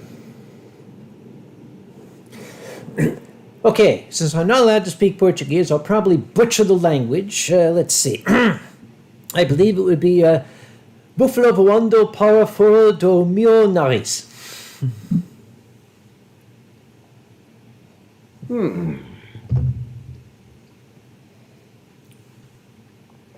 The OWO Tien in a Trilby, thanks for that mental image.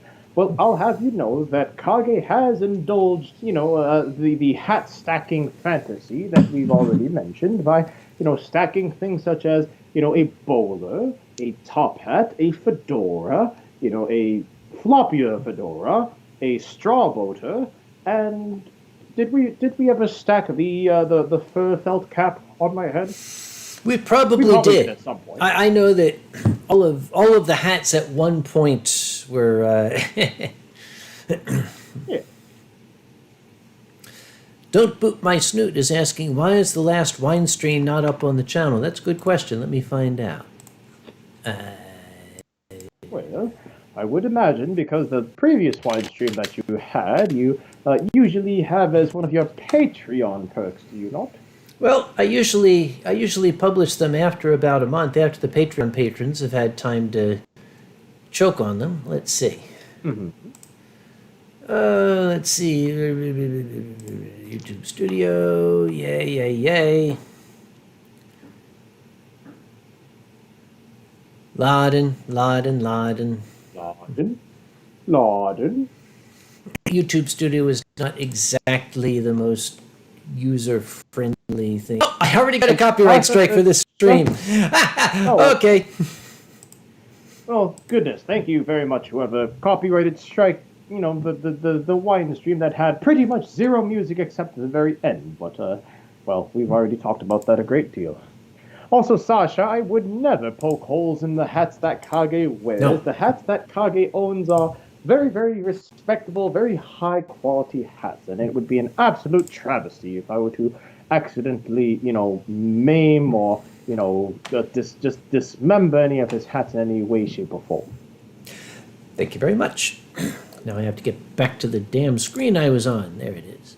And Nyx says, I want to see Kage in a fedora. Well, Kage, you do have a fedora handy there, do you not? I have several. Which one should I put on? Well, considering that you're wearing a black tie, perhaps the black one would work. I'll get the collection. Keep these people busy. Be right back.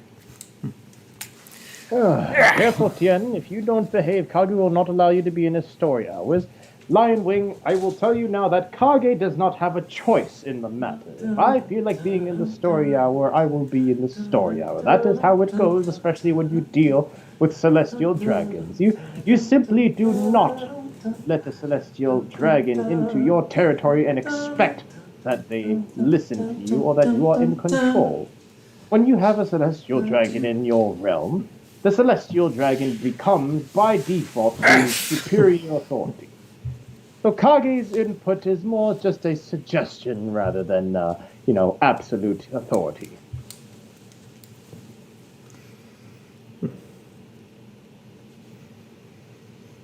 And Thomas Fuchsbau says, Kage, do you have a Kofi? Well, Kage is back now. Kage, do you have a coffee or a Ko-Fi, whatever that thing is that kids use these days? I do not. I maintain an old-fashioned PayPal, but I have no Ko-Fi. Yes, you don't have Kofi, but you do have coffee in the morning. Yep, and I have the Patreon, which is that's good for me. Okay, I have often said. Sully says, I imagine even if Tien came out on top, Kage would still be a hella power bottom. We can neither confirm nor deny any allegations without the presence of legal counsel. What he said. Yes, Boozy, where are you? We need you to defend us and our positions. Yes, that.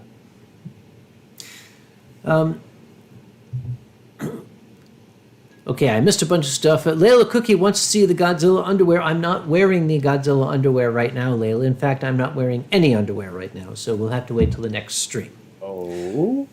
We were talking fedoras, were we? Here's one. Yes, fedora's not underwear. Yep. I am a snap brin kind of guy. There's this one. Now, as I said, every single hat has its own personality. Every hat is different. So even if it's all fedoras, some work, some do not. That's why I tell people, please never buy me a hat. Some will work, some just are not going to work. That's just all there is to it. Yes, and I hate to say it, I'll speak for myself in this one, but in terms of the hats that you do own, I do believe that, the fedoras, as, classy and as, Frank Sinatra-y as they may look, you're more of a bowler sort of person, and I know that you agree with that statement because the bowler is the hat that you basically default to. Do I have to get up and get the bowlers now? Oh, no, you're perfectly fine, and especially because knowing that, in North Carolina it's probably boiling outside, we don't need any hats to, to go on your head right now, unless it's the straw boater, because the straw boater is the only acceptable one in the season. I was wearing that one earlier when I went out to the store. Oh, good. Kage, you look like a mob boss, says Nyx. Well, I don't know if you've ever seen Kage when, he's wearing his, full, suit ensemble and his bowler hat, and he's flanked on either side by, two big burly men, but there are several photos of Kage that do certainly put him in that mob boss position, that's for certain. I could probably pull one of those up. Meanwhile, I would like to find out what Layla Cookie's talking about. She says, Uncle Kage, you are the pate. You are the pate. That's what it says. Is it like a pate, as in the French pate? Or are we talking about a beef patty? Or Oh, no. Let's see. Where would I have saved that picture? It's an old classic. And Austin would like to know on Uncle Kage on the subject of hats. If I were to look into purchasing a hat, is there a hat shop in the Pennsylvania area that you would recommend? Yes, you have to go to Philadelphia, South Street. Hats in the Belfry. Hopefully that answers your question. Yes, what he said. Oh, I'm going to be spending the entire evening looking for this wonderful grand picture. Oh, yes, yes. Here's me in the bowler.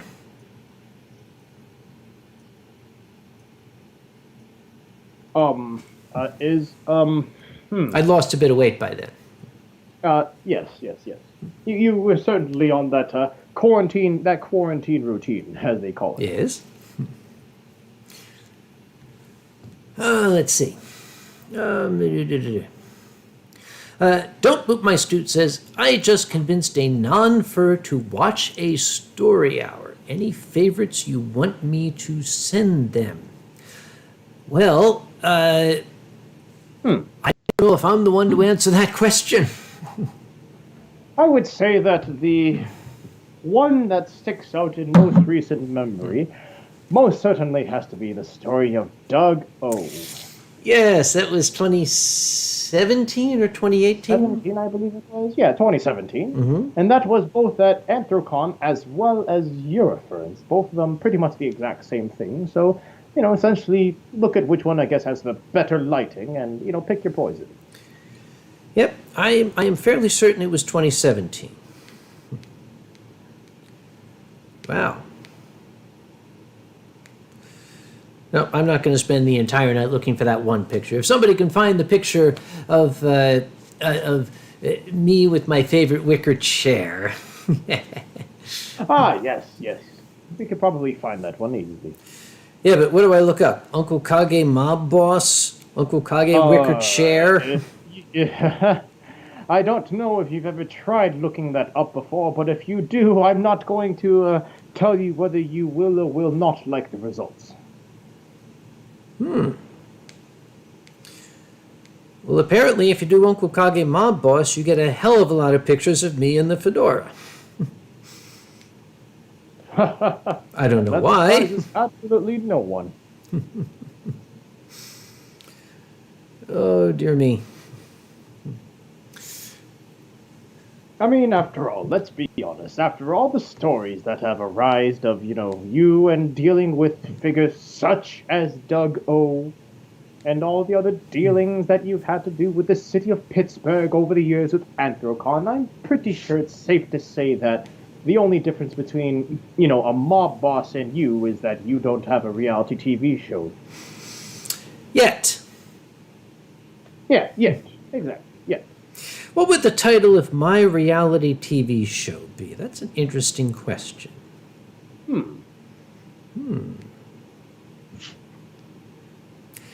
That's actually quite a difficult one to do because I'm trying to think of one that captures, well, pretty much all of you. Your chairman side as well as your mob boss side,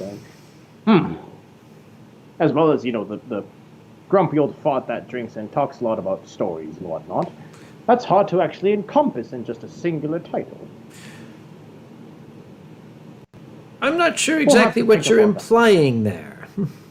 Well, I'm just simply saying that you are a very multifaceted sort of person, and that it's hard to describe you in just one title. Which is why you carry several, of course. Well, I can't find that picture, but I found this one.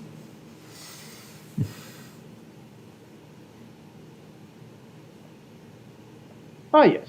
Yes, the Son of Man. Also, in this case being the son of Kage. Yes.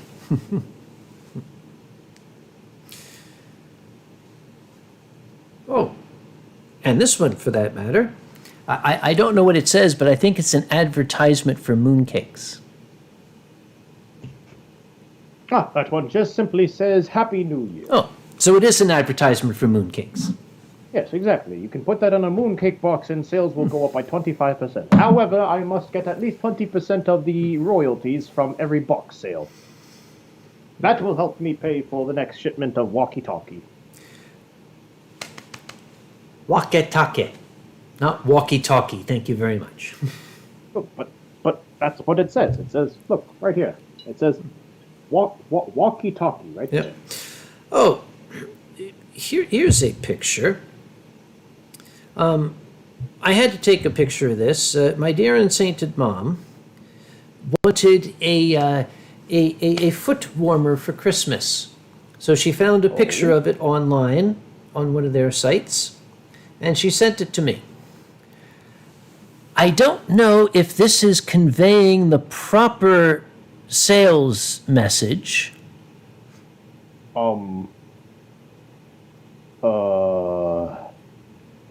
don't know if they even, bother to ask any common folk what they would think that would imply in terms of the message. I don't think your feet are being warmed. I think your feet are being incinerated. That's exactly what's happening in that picture. Oh dear.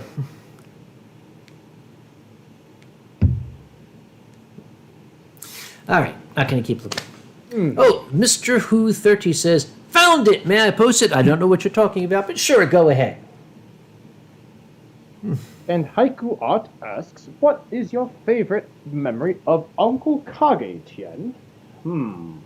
Oh, this I need to boy, know. That is a rather loaded question because, frankly, the memories I have of Uncle Kage are either of him stealing my wine or of me stealing his wine. That's pretty much 90% of the memories right there. So you're asking me to dig through that 90% and get to the 10% that would constitute as a memory, because, frankly, the other two are pretty much just daily happenstance. Okay.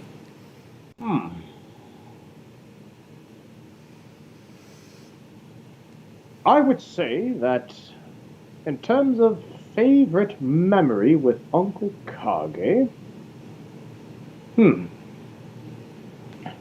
would probably have to do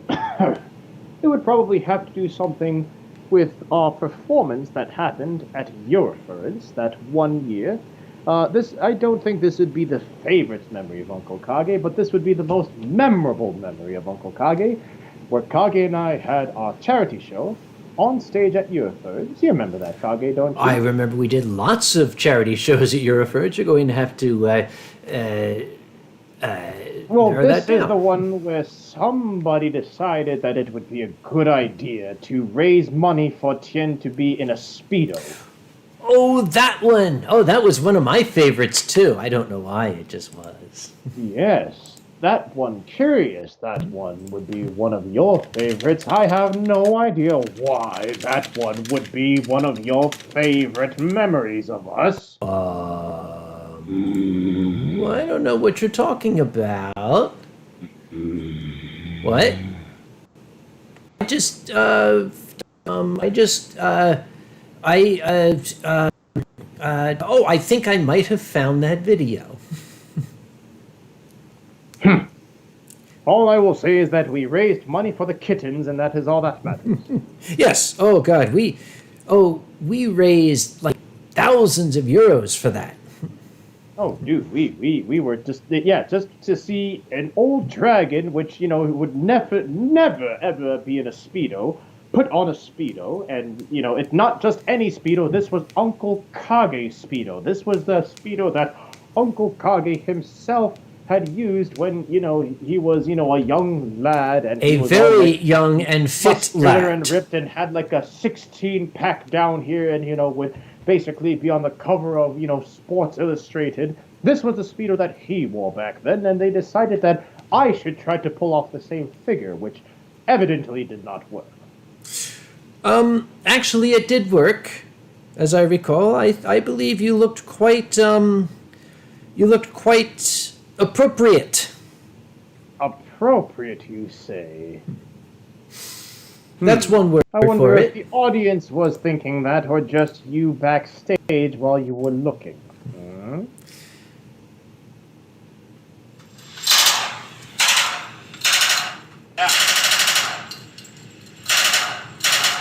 Ah, yes, that is the mob boss with his Tommy gun Yep. back in the 1920s. If you can smell gunpowder, you must be in Cicero. Oh, I remember that day. That was a rather fun day of, Kage spotting the Tommy gun in the range, and we went up to the gun people that were at the range and being like, hey, that Tommy gun there, can we do Yeah, that? yeah. Can we try that? Can I rent And the that? gun people were all like, yeah, sure, why not? And at that point, Kage got to fulfill his, I guess, what you would call a lifelong destiny to become the mob boss that he is. Okay. On one hand, it was absolutely a thrill. On the other hand, it was like, okay, $50 for a full drum of that drum magazine, and it's gone in 20 seconds. I mean, it's like being 19 years old in a Paris whorehouse. Are you speaking about that in a factual manner, or are you just, referring to your own experience? Oh, somebody is giving me a thing to look up. I'm going to look it up, he said in a totally subject-changing fashion. Mm-hmm. What? Where? Oh, nothing. Do continue with this thing that somebody wants you to look up. Oh, that picture. I think it's time I posted that picture in Twitter, just because... Wait, what picture are we talking about now? Why are we posting pictures on Twitter when we are drinking? This is a terrible idea. I don't know. What picture are we referring to now? Oh, no. I This insist you is let from us- Tom Fox, who's a darling. Okay, Tom Fox found a picture of me with my wicker chair, but he didn't find the picture of me with the wicker chair. So thank you very much, Tom, but it's not the picture.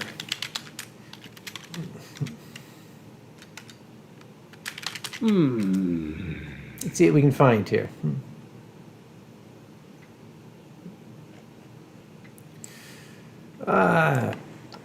Haiku now asks in return, Kage, what's something you remember about Chen that he would wish you didn't?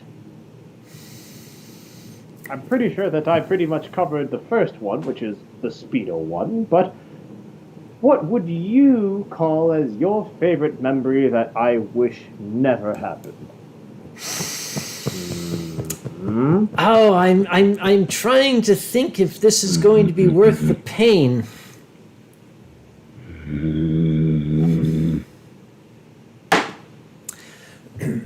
The delivery from the Lucky Dragon Chinese restaurant. Oh, gosh, not that. What? Yes, Kage had the lovely idea of getting, Chinese takeout one time that I was visiting him and, of course, Grandma Kage. We were having Grandma Kage. We weren't having Grandma Kage. We were having dinner with Grandma Kage. Must make that clear. Mm-hmm. And Kage decided that it would be a rather lovely surprise for Tianlong, being, of course, the large and benevolent celestial dragon that he is, to become the mascot of this Chinese joint called the Lucky Dragon, which was like 100% lucky and 0% dragon. So once we had gotten the takeout from the Lucky Dragon, I had, stumbled up the steps to Grandma Kage's apartment and, knocked on the door, and Grandma Kage came to the door expecting some Uber Eats delivery driver that would be in a rush to get their tip and hurry on to the next order. But what she got instead was yours truly, holding about 4 bags of Chinese takeout, and my my eyes to the ground because I would not suffer the indignity of being treated as a delivery driver. But Grandma Kage, of course, she enjoyed every second of it, and I guess at the end of the day, at the expense of my dignity, that is that is what matters. I do seem to recall that you made a very, very good delivery dragon. She gave you a nice gratuity. Yes, by a nice gratuity, if you mean a hug and a kiss, I guess that's what dragons get these days when working the delivery life. Yes. Ah. No, I mean, I cannot find that. I have too goddamn many pictures. That's the problem. Should anybody find, and I'm sure that if you know the picture I'm talking about, you know exactly the picture I'm talking about. It's me with my two compatriots when I first discovered that amazing wicker chair. You remember that one, don't you, Tien? I know exactly which photo, but unfortunately I don't know where I would locate it. That's the only problem. I suspect in Twitter, like sometime in the last 10 years. So, I guess I can go back through all of my Twitter, but that could take all night. Oh. Now, if Twitter had a half-decent search algorithm, which they don't, oh well. All right, what else is going on here? Nick's Edge, what type of food do you like? This type's primarily. Yes, the type of booze that is right in front of us. Yep. Very simple. And as I have often said, my favorite alcohol is the one that's in my hand at any given time.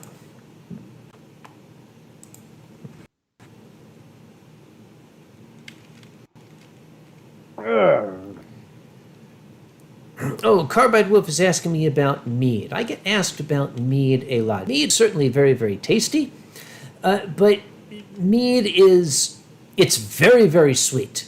So I like to drink it, but my God, you do not want to drink too much of it. You especially don't want to get drunk on it. It will completely screw you up. That is, trust me, it's the last thing you want. Yes, almost as much as a night of, Jaeger, absinthe, and Red Bull. Isn't that right? I have no idea what you're talking about. Mm-hmm. Yes, I'm sure you don't. No, I don't. Because I have very little memory of it. Oh, yes, but Betty apparently has quite a bit of it. Okay, who are you going to believe? Me or him? Or not Betty, Gideon, rather.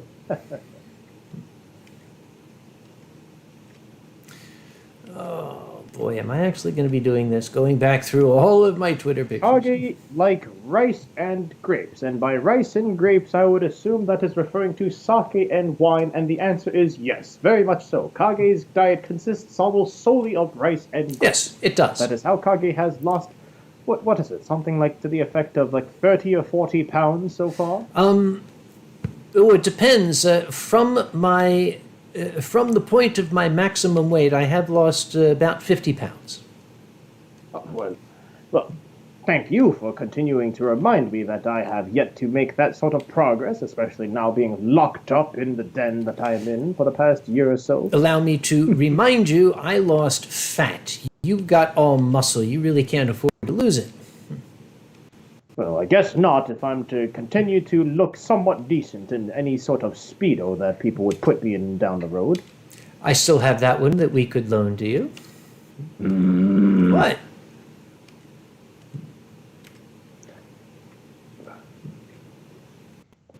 And now, Sully is asking, have you ever had a British curry, something like tikka or balti? Well, tikka is probably one of the most common curries that you'll find in the Western Hemisphere, would you not? Well, okay. Every Indian restaurant in the United States will have tikka.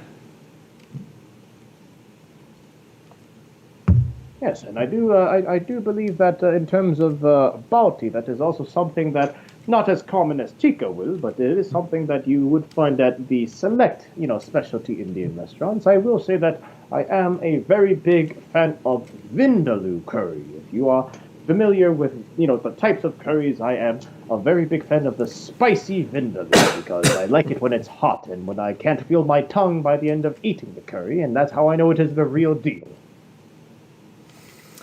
I had vindaloo a couple of weeks ago, as a matter of fact. I thought that it was going to dissolve my entire digestive tract, and I was just going to turn into the blob. It was great. Yes, it was yes. wonderful. Yes, it's beautiful because when you're eating the vindaloo, you're just like, oh my goodness, it hurts so good, and you can feel your entire soul being melted by the, gratuitous amount of spices that they've added into it. But at the same time, you can't stop eating it because they have to have put like crack or cocaine or something in there because there's no way that any regular human would continue to eat, a substance that is making their soul disintegrate with every bite.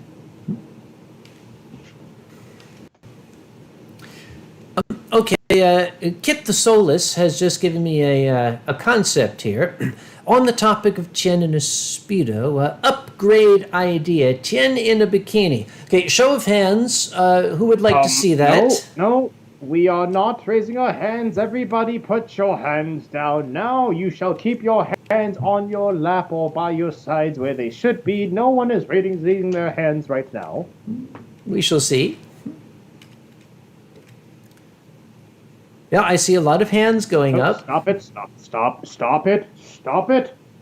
it, all of you. I see your hands being thrown into the air. It is not a roller coaster. We are not raising our hands in the air and throwing around them like we just don't care.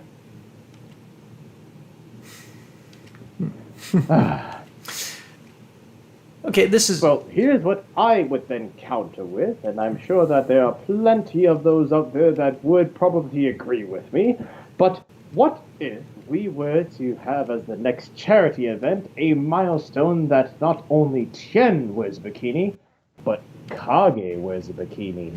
Who would want to see that? I can imagine nobody would want to see that. That, as a matter of fact, there are federal laws against that sort of thing. Oh, I'm sure, and yet I don't think that the charity would mind whatsoever. Okay, I think the charity would mind because they would get shut down. There are obscenity laws out there. Okay, so the charity would not bat an eye at a celestial dragon with, millennia of, dignity and reputation to keep. They would not bat an eye of me wearing a bikini, but they would be all, up in arms about, a venerable old man such as yourself doing the same. I think this is unjust. I think we need to put this to the test of, just public opinion, and you and I do the whole bikini challenge together and let the public figure it out. I'm looking at it right now, and everybody is saying in channel they do not want to see me in a bikini. They want to see you in a bikini, but they're very distinctly saying that they do not want to see me in a bikini. All in favor of Kage to be sporting that lovely two-piece bikini. Oh, and now someone has mentioned Zeke. Okay, fine. We'll throw the wild card in there as well. All right, fine. If we can get Kage and myself in the bikini, then we'll have a bonus 2-for-1 combo, and we'll have Zeke in there as well. How about that? Actually, thinking of it, Zeke is probably the only candidate out of all of us right now that would actually pull off a bikini. I don't know if you would agree with that.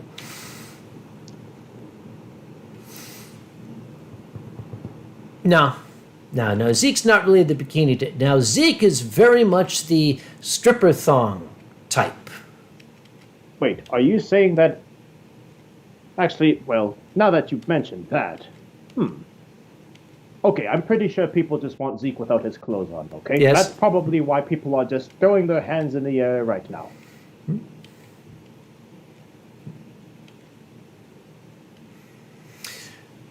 Oh, yeah, and American Wolf. Yes, a jock strap. That would work. Zeke and a jock strap. That would be great. Okay, Zeke and a jock strap is most certainly going to bring at least $10,000 into the charity. Also, no, I just saw someone mention Tien Kini. We are not talking about Tien in a bikini as Tien Kini. That is not how it's working.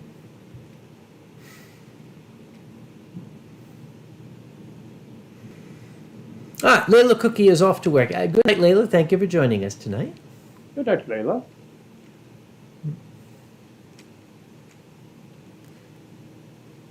Just Tien, Kage is better with hat as pate.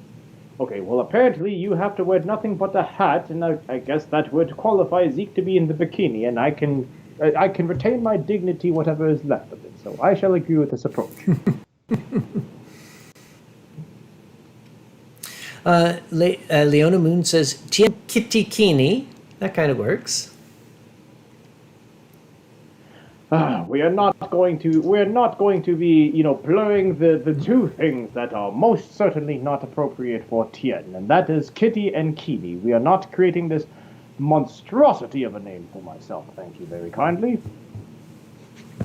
And no, Silver Fox Wolf, we are not talking about Tien a Mankini, as if that makes it any better. No sort of Kinis for Tien. Not any Kinis, not any Kiwis, nothing of that key sort. I think it's time for a non sequitur. All right. If I can find it.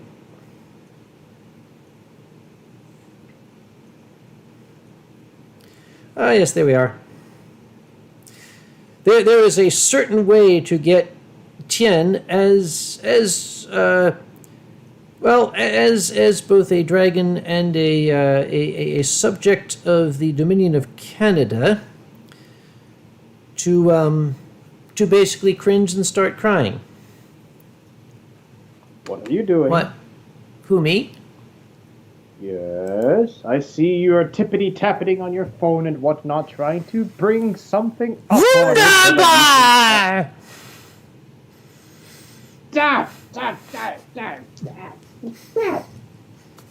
Nine. So much 9, it's almost a 10. If you haven't seen Yoga Hosers,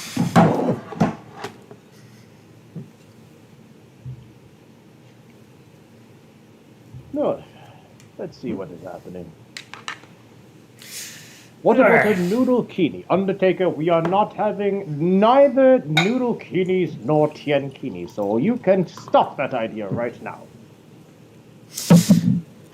Tien I should remember wear a singlet. Merrick, there are definitely drop-downs and websites dedicated to noodles in singlets on the internet. I do not need to add to that collection.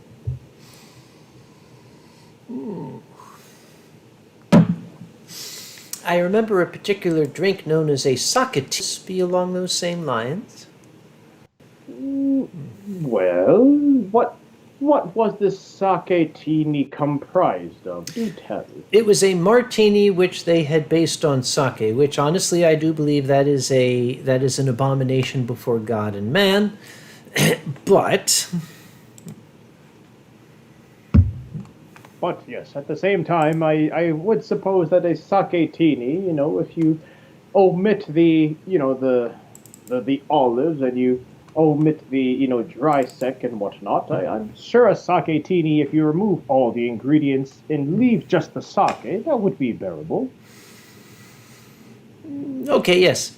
So a sake tini without the tini, in other words, it's just sake. Just sake. Okay, Exactly. That's not at all very clever. Well, I'm just saying. what kind of pants do you wear since you are going commando? Okay, well, apparently we have the audience just now focusing on what we are wearing, or rather not wearing. If you're going commando, then at that point you just wear whatever pants you feel like. The only problem being is that you'd have nothing underneath said pants. It's as simple as that. Maybe. Oh, actually, yes, I was supposed to be doing the drawing before I finished the... All right, I'll do the drawing soon. Sorry. Oh, right. Dave Nebius asks a question. I will let Tien answer Dave's question. What's that? What was the better movie, Yoga Hosers or Tusk?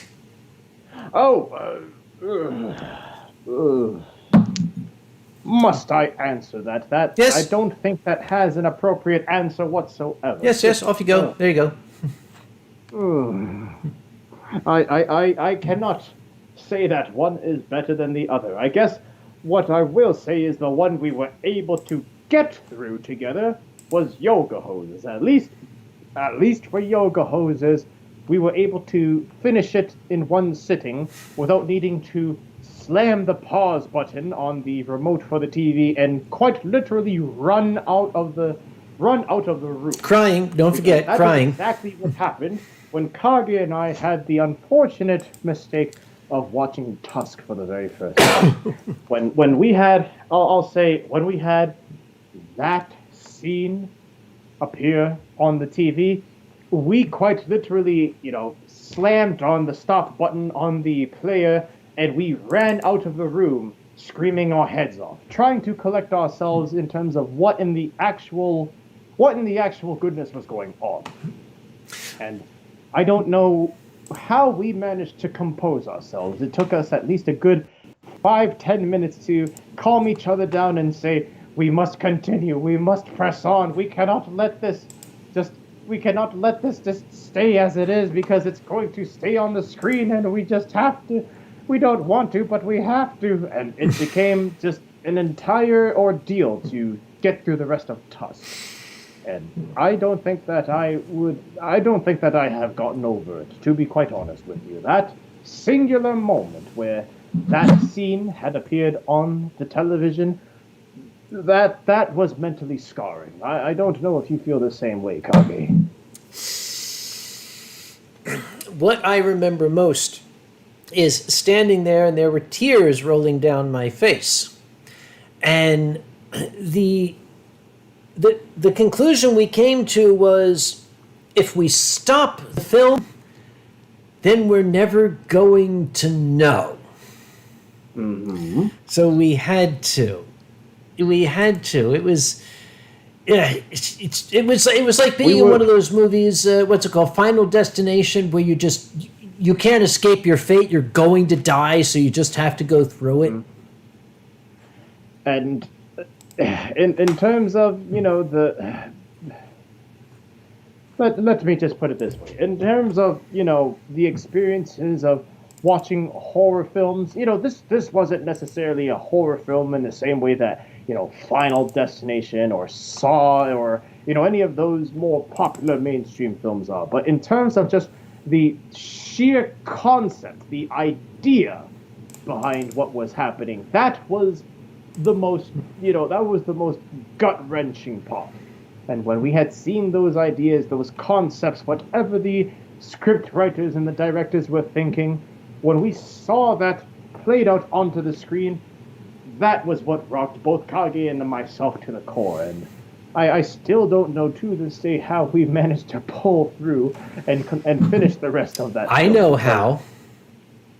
Well, now that you've brought that memory up, I shall have another swig. So cheers to you, Mr. Kevin Smith, and your decrepit imagination.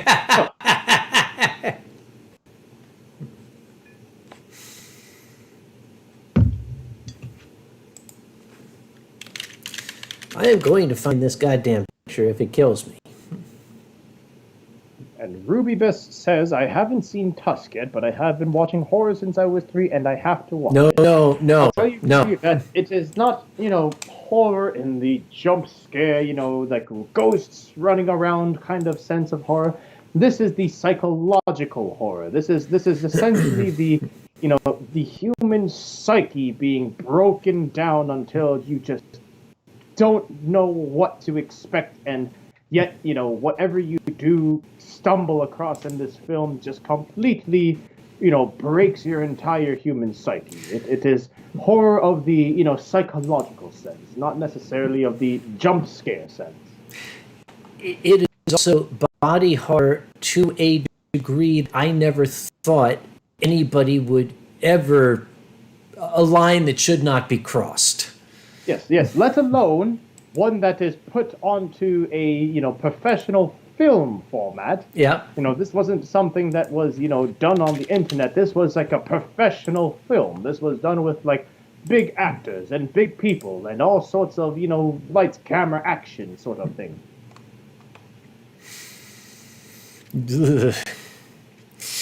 Let's change the subject. I'm starting to, I'm starting to remember stuff I don't want to remember. Let us switch off to a different topic here while I wash it down. I'll tell you what, while you're washing that down, maybe now it is time that we went to the drawing of the what is actually not artwork, but people seem to want to make me draw it anyway stuff. Yes. You know what I mean, right? Yes, yes. The part where you have the hand cam, the drawing Yeah, the drawing cam. cam. And, yes, the drawing cam. You gotta say it right. And you read all sorts of ideas that people submit to you, and half of them you're just like, okay, yay. All right. And the other half you're like, okay, you got this off of some sort of, for affinity prompt, did you? Jen, you can take a break because we're going to switch to the drawing cam right now. Oh, right. So here we go. I have to bring the mouse with me.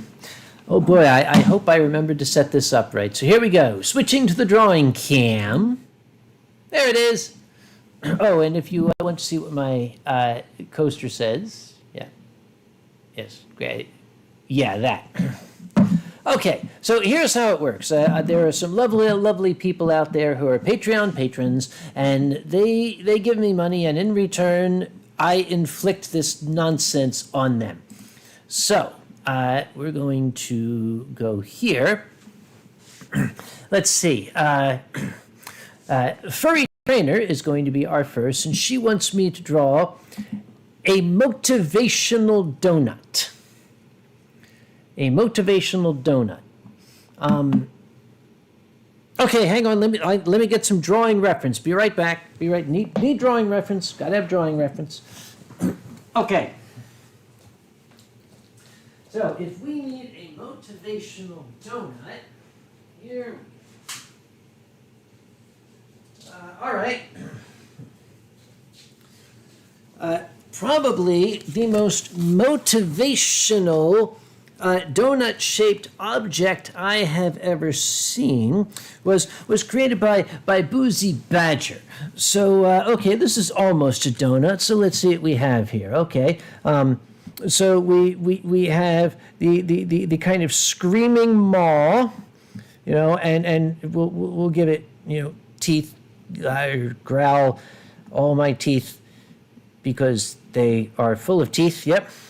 And lips that kind of go around like this, and the top mouth, which you can't really see because it's covered with a mustache, and these giant glaring gritty eyes, and then an Amish beard because it's boozy. I mean that's how these things go, right? But it's a donut, so of course, so we have to follow through. And of course, we cannot forget that it's an Amish hat that it's wearing here. Okay, which is kind of shaped like that. Yeah. Yep. Okay. Yeah. What is the motivation? The motivation is go to sleep, or this thing will take you away. So this is for Furry Trainer, and this is Uncle Kage. Thank you so much, Furry Trainer, for all your support now and through the years. Okay, so there's that. Let's see. Let me have a quick brief look at the channel to make sure that I'm not screwing anything up here. All right, next. This is David Hunter. DH. Hello, David. Uncle Kage looking at the sake selection in a PA state. We can get rid of that shit. Oh, this is going to be easy. Okay, Uncle Kage. Remember, Uncle Kage has that kind of potato-shaped head, which despite his loss of weight has not really changed, and he still has his AstroTurf hair, which he's probably going to wear for the rest of his life, and he's got ears, right? But he's in a Pennsylvania state store, and he's very, very, very perplexed. Yep. And of course, because it's Uncle Kage, he's always got his best shirt and tie on. Yep. And why is he so perplexed? Well, he is in a Pennsylvania state store looking at the sake selection. And the only thing the Pennsylvania State Store has for sake is this absolute grotesquerie known as Fuki sake. It's not spelled that way, but it might as well. Oh, and it's got a price tag of like $19.95 on it here. So that is why it's like, dude, this is why I moved out of Pennsylvania. Pennsylvania state stores have no concept of this stuff. So this is Uncle Kage. Oh, by the way, I had to have it's not a state store anymore. Remember, it's fine wine and good spirits. No, it's a state store. That's what it's called. Thank you very much, David. Okay. Now, next we have Rick Hale. Rick Hale wants the alcohol bill for the first in-person con. I'm going to bring up the channel because I want to watch this here. The alcohol bill for the first in-person con. Okay, well, the bill is going to be on this big piece of paper, right? And I'm going to be watching the channel very, very carefully. We have 54 bottles of Madeira. We have 60 bottles of claret. We have 22 bottles of porter. We only have 12 bottles of beer. We have 8 bottles of hard cider and 7 large bowls of punch. So, yes, David, yes, porter is beer. That depends on who you ask. Excuse me.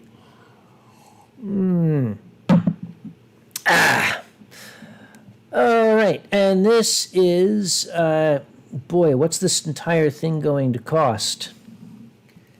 Total. A shitload. And I am going to go over here, and I am going to say, this is for Rick Hale first.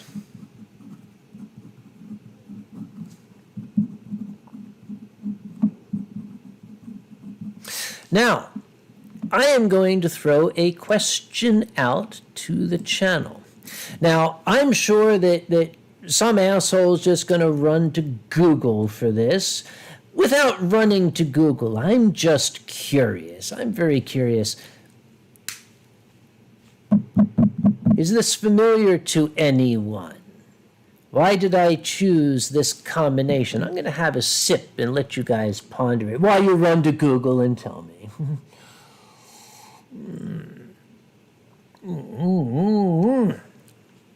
This is good shit. Yeah, and there's nothing coming across the channel. That means everybody's Googling it right now. 54 bottles of Madeira, 60 bottles claret, 22 bottles porter, 12 bottles beer, 8 bottles of cider, 7 large bowls of punch. This was the bill handed to George Washington the morning after the Constitutional Convention in Philadelphia wrapped up. After our founding fathers finally agreed and wrote the American Constitution, they went and they got blasted. This was the bar tab the next day. So never let it be forgotten that after the founding fathers wrote the American Constitution, voted on it, and were ready to ratify it, they went out and got so shit-faced they could not see straight for a week. That's a little history lesson for you there. All right. What's next? This is fun. Okay. I lost the list. Sorry. There it is.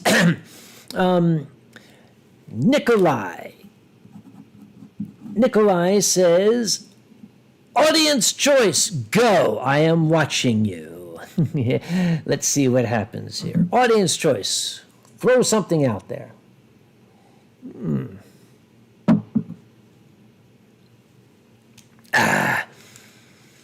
Rocket T. Cody points out this portion of the Winestream is sponsored by Yoder's Can Scrapple. Grab a can today.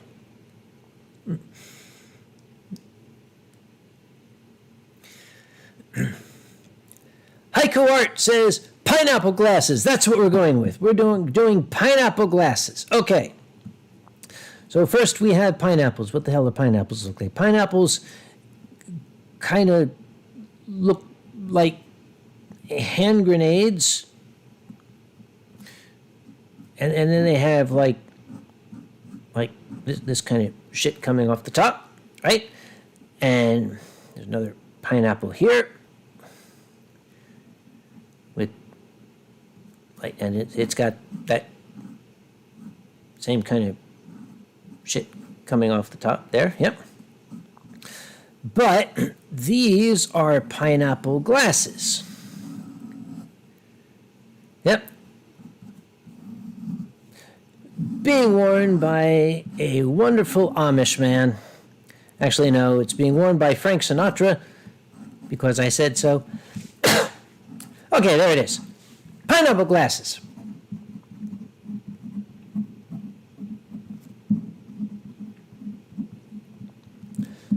And this is Uncle Kage. Why does Nick actually ask me to draw this? I don't know. I am not a psychologist. Oh boy. All right. What's next? Back to the list. I keep going away from the screen. Okay, Silvergatuman. Oh boy. This is interesting. I really should read this list before I do the stream. Draw Boozy and QM as salt and pepper shakers. Okay, sure. Okay, Boozy. Wow. Drawing reference time. I need drawing reference. Badger. What the hell do badgers look like? Okay. We need a badger. Here we go. All right. So we have a badger.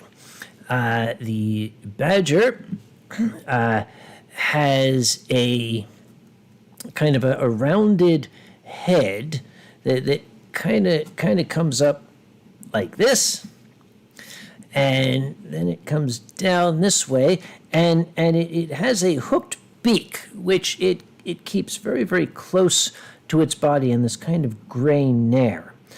But again, the hooked beak kind of follows it because they have these puffy, and they have these big black eyes here, you see, and they're a rather chunky bird. And, the wing is down like this here, and let's see. Oh, they usually have like cheek marking stripes here, and then they got spots on their breast. All right. Let's see. Hang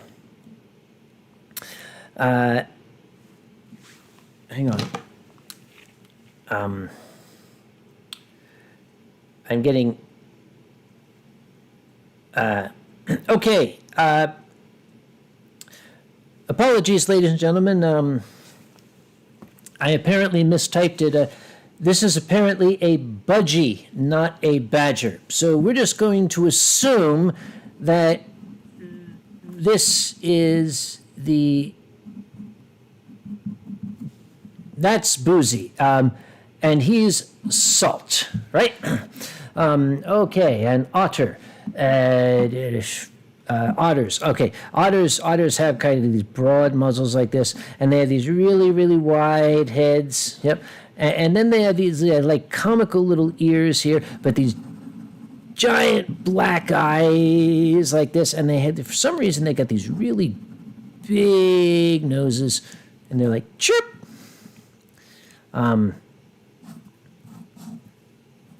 and they're on the pepper shaker. So there we have it. Okay, and this is okay. That is finished. Is exactly what that is. Okay. All right. Moving along. Next. What do we have here? Let me get rid of this drawing reference. Okay. All right. Oh, this is going to be interesting. This could be interesting.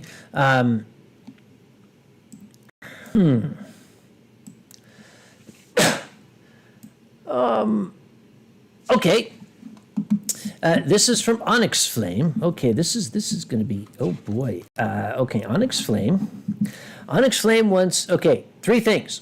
Myself and Noodle Kitty, by I guess she means Tianlong, squabbling over sake, while Grandma Kage sneaks off in the background with the bottle herself. Okay, so we're going to have, oh boy, okay, yeah, okay. Which Uncle Kage? Remember Uncle Kage with his potato-shaped head, right, and his ears and his astroturf hair. Yep, and he's like, yep, and he's still wearing, even with all this shit going on, he's still wearing his best clothes, right? Okay. And then there's Noodle Kitty. Noodle Kitty is a kitty like this, and he's got these big kitty ears, but he's also got noodles, and he's got these ridiculous big horns, which nobody can really figure out. But he's also very grrr. And kitties have noses, right? And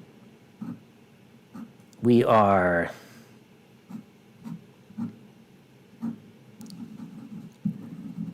arm wrestling. That's what we're doing. We're arm wrestling.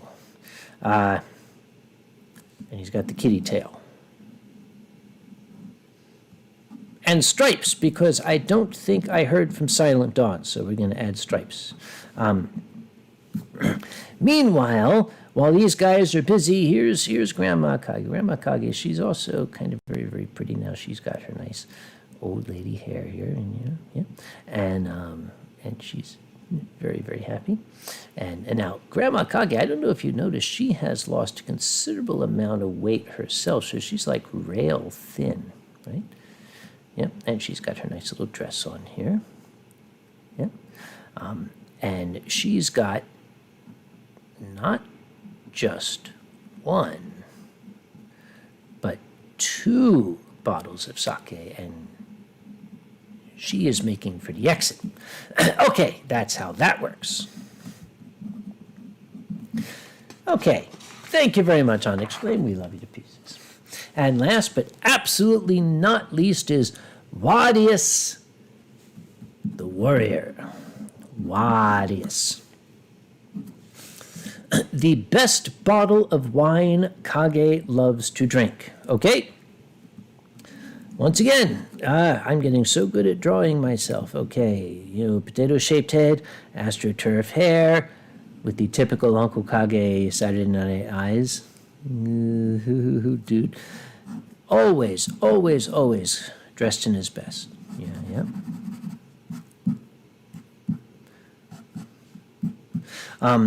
And what does he have in his hand? He's got a very large bottle.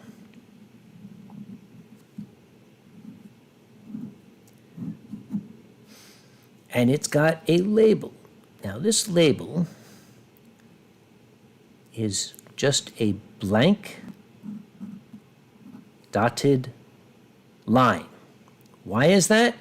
Because I have always said the best wine is the one in my hand at any given moment. So that's exactly what I have right there. Thank you very much, Rodius. Okay, I will briefly hydrate myself. And before I go back, I am going to check and see how Chen is doing. Chen's lights have gone out because all of a sudden he's dark again. No, he's now very, very bright. Okay, thank you all very much for your generosity and for giving me money to do crap like that. Oh boy, God bless some of my Patreon patrons. They've said, "Oh, you shouldn't disparage your art like that." It's crap. I know it, but you guys are sweet anyway. Thank you so very, very much. Okay, we're going to go back to the split screen now. I do believe that Chen is ready. Okay. I was stalling because I saw him on camera. He had this really giant booger on his nose, and he had to get rid of it, but it's gone now. Okay, so now we're back. That I'm sorry. What was that?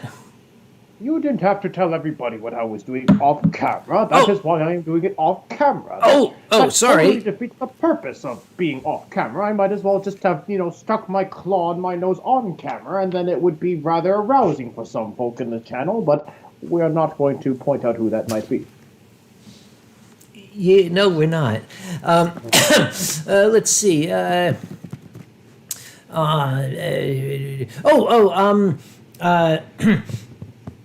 Aiko Art says, welcome. Oh, Jin Long is here. Did you notice that? Your big brother is here.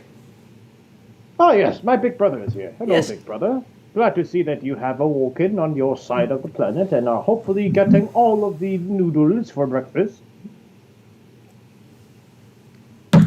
I do have to say that the drawing that you did second to last, I believe, for Onyx Flame, you almost made me out as if I were a tiger, if I were not mistaken. You were talking about giving me, the kitty face that looks like, a pair of balls and stripes on my body and whatnot, and I couldn't help but wonder if you were doing that on purpose or if you were just simply mistaking me for Silent Dawn.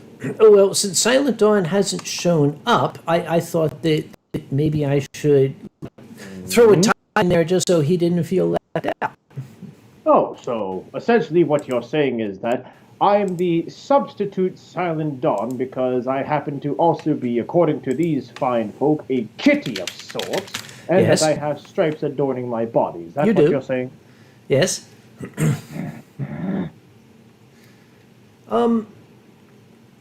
Okay, I can always count. Okay, when you need pictures from Anthrocon, you can always count on Giza. There are some photos of me. Okay, when you say I look like a gangster, holy shit, I really do. Dude, you have not heard of the... Okay, well, you have heard, but you have not heard of, the general... how you conduct yourself when you're in Pittsburgh. Whether you're there during or not Anthrocon, when you enter the city of Pittsburgh, there's this atmospheric presence about you. Really? You're walking into your city. This is a city that you quite literally have wrapped around your finger. And at that point, that starts to manifest itself through, the way that you speak and the way that you dress and the way that others see you as. And at this point, everybody would basically say that you're a mob boss. Well, I'm finding all these amazing pictures, and now I'm trying to figure out how can I get them onto the stream? Should I? Well, you could, if you wanted to, you could drag it in as an image source through OBS, or you could perhaps, well, I don't know if you want to bring up like an internet browser, I've learned in the past that bringing up, your internet browser onto the stream can be somewhat risky, just in case, for example, you might have a tab opened that you may not want others to see. Not saying exactly what kind of tab, just saying. I have no idea exactly what you're talking about. Oh, I'm sure. God bless Giza. I found the photo that I was looking for. All right, let's keep these folks busy while I figure out how to download the goddamn thing. All right, well, let's see what the folks are saying indeed. Haiku says we all call Uncle Kage the godfather of furries. Now, Haiku, I don't know if Kage is the godfather so much as he is the uncle of all furries, hence the name Uncle Kage. If he were the godfather of all furries, I'm sure that he would be making you an offer that you couldn't refuse. Okay, maybe before we continue with that line of reasoning, maybe I should upload one of these pictures.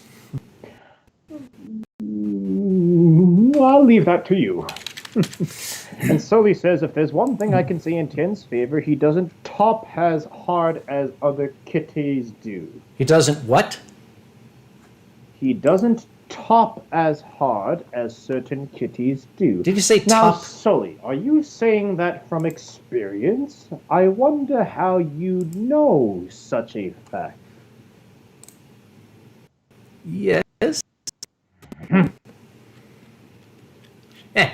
And apparently Silver Fox is poking me through VR. Well, Silver Fox, let me give you a poke through VR. I could just go boop. Okay. Something like that. So, I can make like a new scene, right? And Yeah, I can call it something, and I can. Can I? I can't edit the scene and not be in it. Yeah, so unfortunately you'd have to go to like a blank scene and then, you have to add it on the fly, basically. So we would disappear for a second. The other thing that you could do is this particular scene that you're using for the split screen. Yeah. You can just add the image source or you can add the browser source into this scene and then it would just appear on top of us. Well, yeah, but you told me I shouldn't add a browser because of what happened last time. Well, as long as there are no tabs or things open that you wouldn't want anyone else to see, it's perfectly fine. You just have to double check before you do. Okay, let's try this. Let's see what happens. I will deny everything. Lou Paul Wolf asks, does Uncle Kage have a Discord? I think Uncle Kage is discorded enough in the regular reality that he does not need a Discord to further discord himself. Okay, here's the answer to your question. I have a Discord account, but it does not exist for casual discussion. It's a necessary evil. If like I have to like have a meeting or something, or people have to. I have a Discord, but it's not there so people can say like, "Oh, hey Kage, how you doing?" It's like, "Holy shit, we need to get this file to Tiger Wolf during Anthrocon." So that's all. It's a business Discord, is what it is. Yes, a business Yep. Discord. So There it is. oh, that's how it works, right? Yep, that's how it works. Yeah. So that was the picture I was looking for.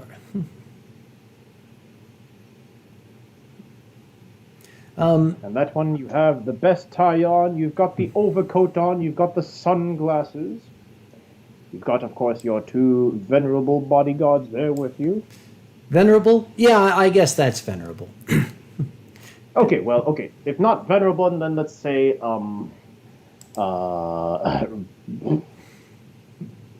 okay, fine, we'll call them venerable. 'Cause I can't think of any other word to describe them right now. Okay. So I can like put a new image in, right? Well, you could put a new image in, but I thought we were, just looking for that one image. What new image are you referring to? Oh, the time I went to Pittsburgh in the wintertime? Oh, yes. If I can find it. Yeah, there it is. Yes, Kage is Dr. Doom from Who Framed Roger Rabbit, yes. Oh, For a start, that is one of the personalities Kage could impersonate. for some reason it's going in sideways. I have to like edit. And Dave, yes, Dave appropriately identified, that is the Stuff Crew. Yes. They do all the stuff. They move all the stuff. The Stuff Crew. Okay, this is... Which they tried to drag me into as a part of their team, but I politely declined on the basis that I am old and I have a bad back. Okay, that one was sideways, and that would be too weird, but I got this. Yeah, that pretty much says it all.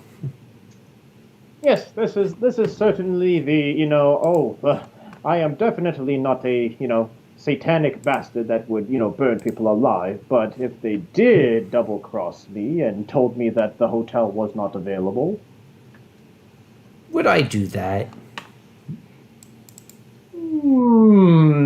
Well, I mean, sometimes the hotel has to be reminded every now and then who really owns them. You make that sound like you make that sound worse than it really is. Oh, I was just basically stating the obvious. Yeah. Okay, this picture keeps going in sideways, and I don't know how to tell it I don't want it sideways. Well, you can rotate the picture. It's very simple. Yes, I can. How do I do that? You just rotate it. You take the picture and you rotate it. Yes, well, you do that. What I'm trying to say is when I have it on my screen, it's right side up, but when I put it in the browser thingy, it's not. Talk to an Asian. And by that I mean an Asian other than myself. I'll keep playing with it. Yeah, you keep playing with it. And Autofox says it's the Dawn, but Dom certainly works. Now, who are we referring to as a Dom, Autofox? As far as I'm concerned, we are talking purely about business transactions that are conducted in the city of Pittsburgh by Uncle Kage. We are not talking about other types of transactions. Thank you very kindly. And Blue Paw Wolf says it's 1:40 a.m. and unfortunately need to continue watching this tomorrow. Good night, everyone. All right, good night, Blue Paw. Thank you for being here. Yeah, well, thank you very much for coming, Blue Paw. In a furry mafia, Dom would probably be more apt than Don. Perhaps, why not both?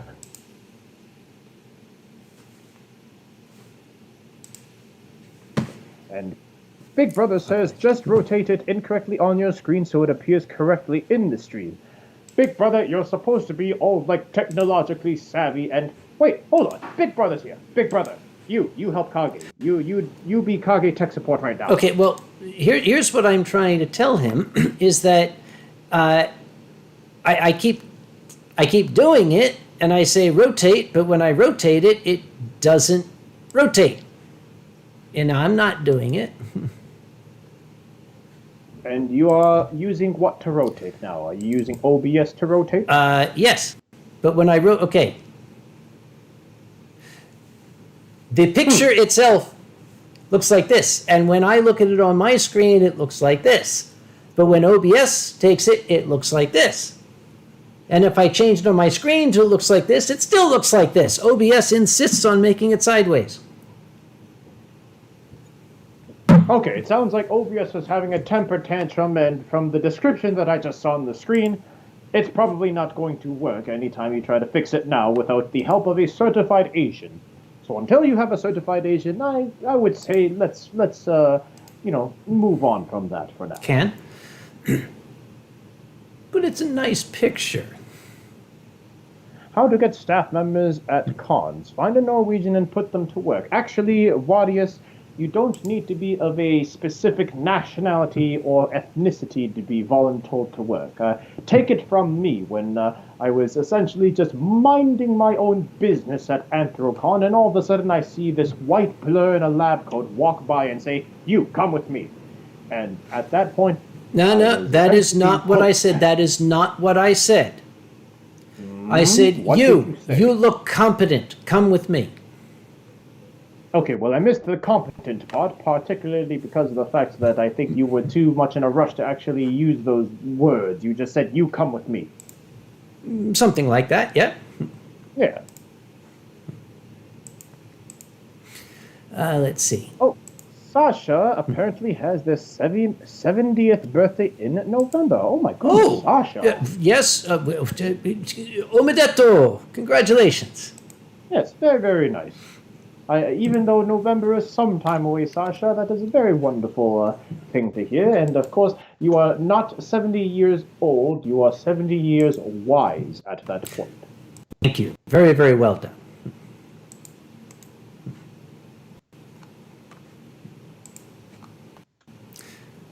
And Nico says, adopted a new kitty today, Uncle Kage. Voice has been comforting to them. So apparently Uncle Kage is the new kitty whisperer. Is that what I'm hearing correctly? Okay, figured it out. Hang on. Oh, you figured it out. Except it's upside down. Now I got to put it the other way. Okay, it looks good on my screen.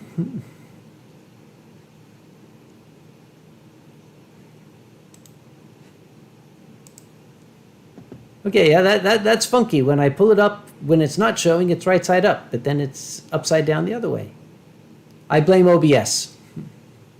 Yes, OBS is currently drunk as F.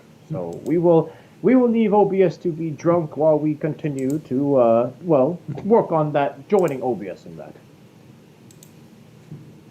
So let's see what it looks like now. Haiku Art says, may I have a happy birthday from you too? My birthday is tomorrow, but I won't see you then. Happy birthday, Haiku Art. I hope you have a very enjoyable birthday, and hopefully that will, let you bring you another year of wisdom, and hopefully not as much die as the world has been having these days. Figured it out. Ah, yes, that is quintessential. Kage about to walk down the street to one of the partner hotels of Anthrocon and essentially show them a deal they cannot refuse, because if they do refuse it, then he's just going to get them shut down anyway. Basically, when I am doing business with the city of Pittsburgh, this is how I dress. Okay, I have two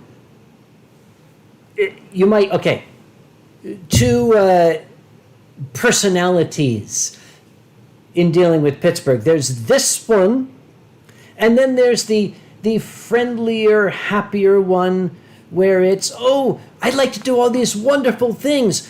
This would be great. The city would love it. The people would be so happy. It would be wonderful. If only I had the budget to support it.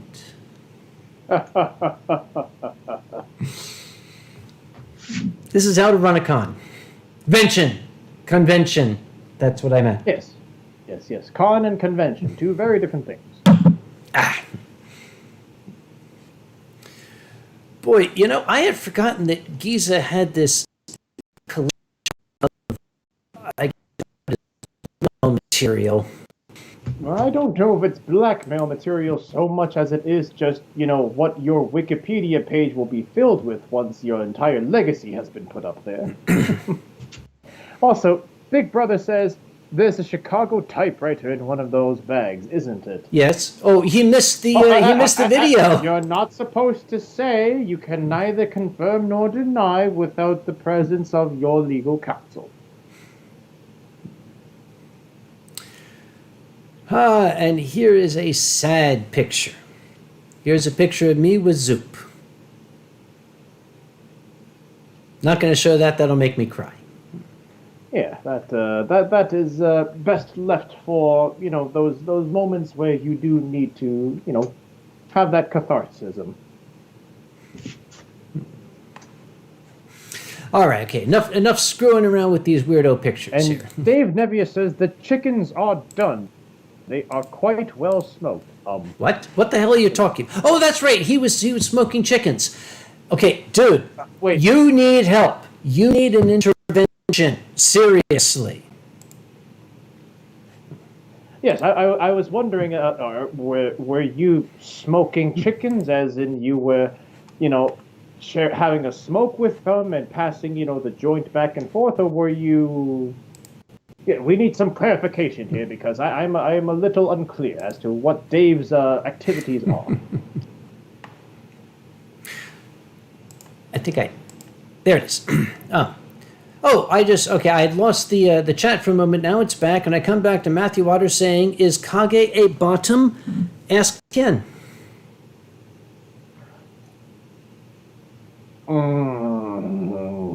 Well, I would have to respond by saying Kage is, first of all, not a bottom. Kage is a cockroach. So that is the obvious answer to that. And second of all, I can neither confirm nor deny without the presence of legal counsel. Now, Matthew Water, that question could be taken many ways. I have been called a butt. I have been called an ass. So it depends, really.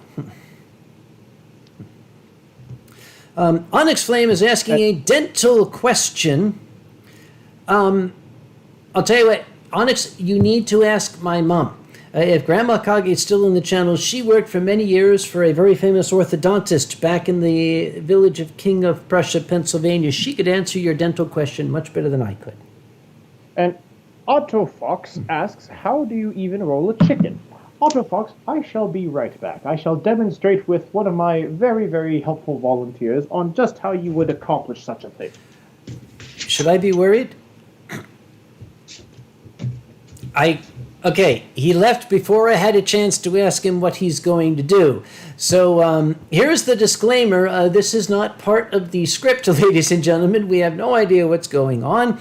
I reserve the right to suddenly cut Tien's feed. We're going to see what's coming up here. The last I heard him talking about was he was going to be handling a cock on the stream. So we shall see. He's back. As we have just mentioned, we shall now demonstrate how to properly roll your chicken.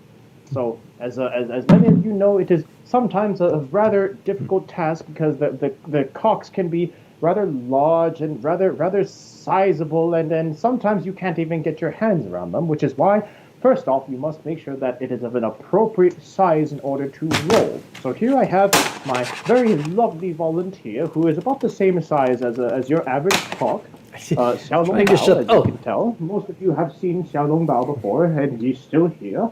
And all you do to roll your chicken is you simply just take the chicken, or in this case, you take your bao, and you just turn it upside down, like this, and then you turn it again, and then you turn it one more time, and then you turn it again. And at that point, your chicken has been thoroughly rolled, and you can continue to roll it as much as you want. And when it has been thoroughly rolled, and you have the chance to, what you call smoke it, at that point you have yourself a thoroughly smoked chicken. So that's how you would do it. Thank you, Xiaolong Bao, and piss off. I just happened to consider. Talking about all these things and Bao and everything. You're familiar with the artist Cheetah Paws, yes? Oh, yes, from Singapore. Cheetah Paws is a very well-known artist. His name would be pronounced in the local dialect, depending. It would be Cheetah Pao, right? Yes, of course. I'm told that in specific dialects there, doesn't tapao, isn't that one way to... Yes. Oh, yes, it is? Unfortunately, it is one way. So, chi tapao is... what does that mean, tapao? I shall let the Big Brother in the chat provide the translation services, considering Big Brother is the authority on how to say such things in the land of Singapore. Yes, Jinlong. So, what exactly would tapao mean if we're talking about chi tapao?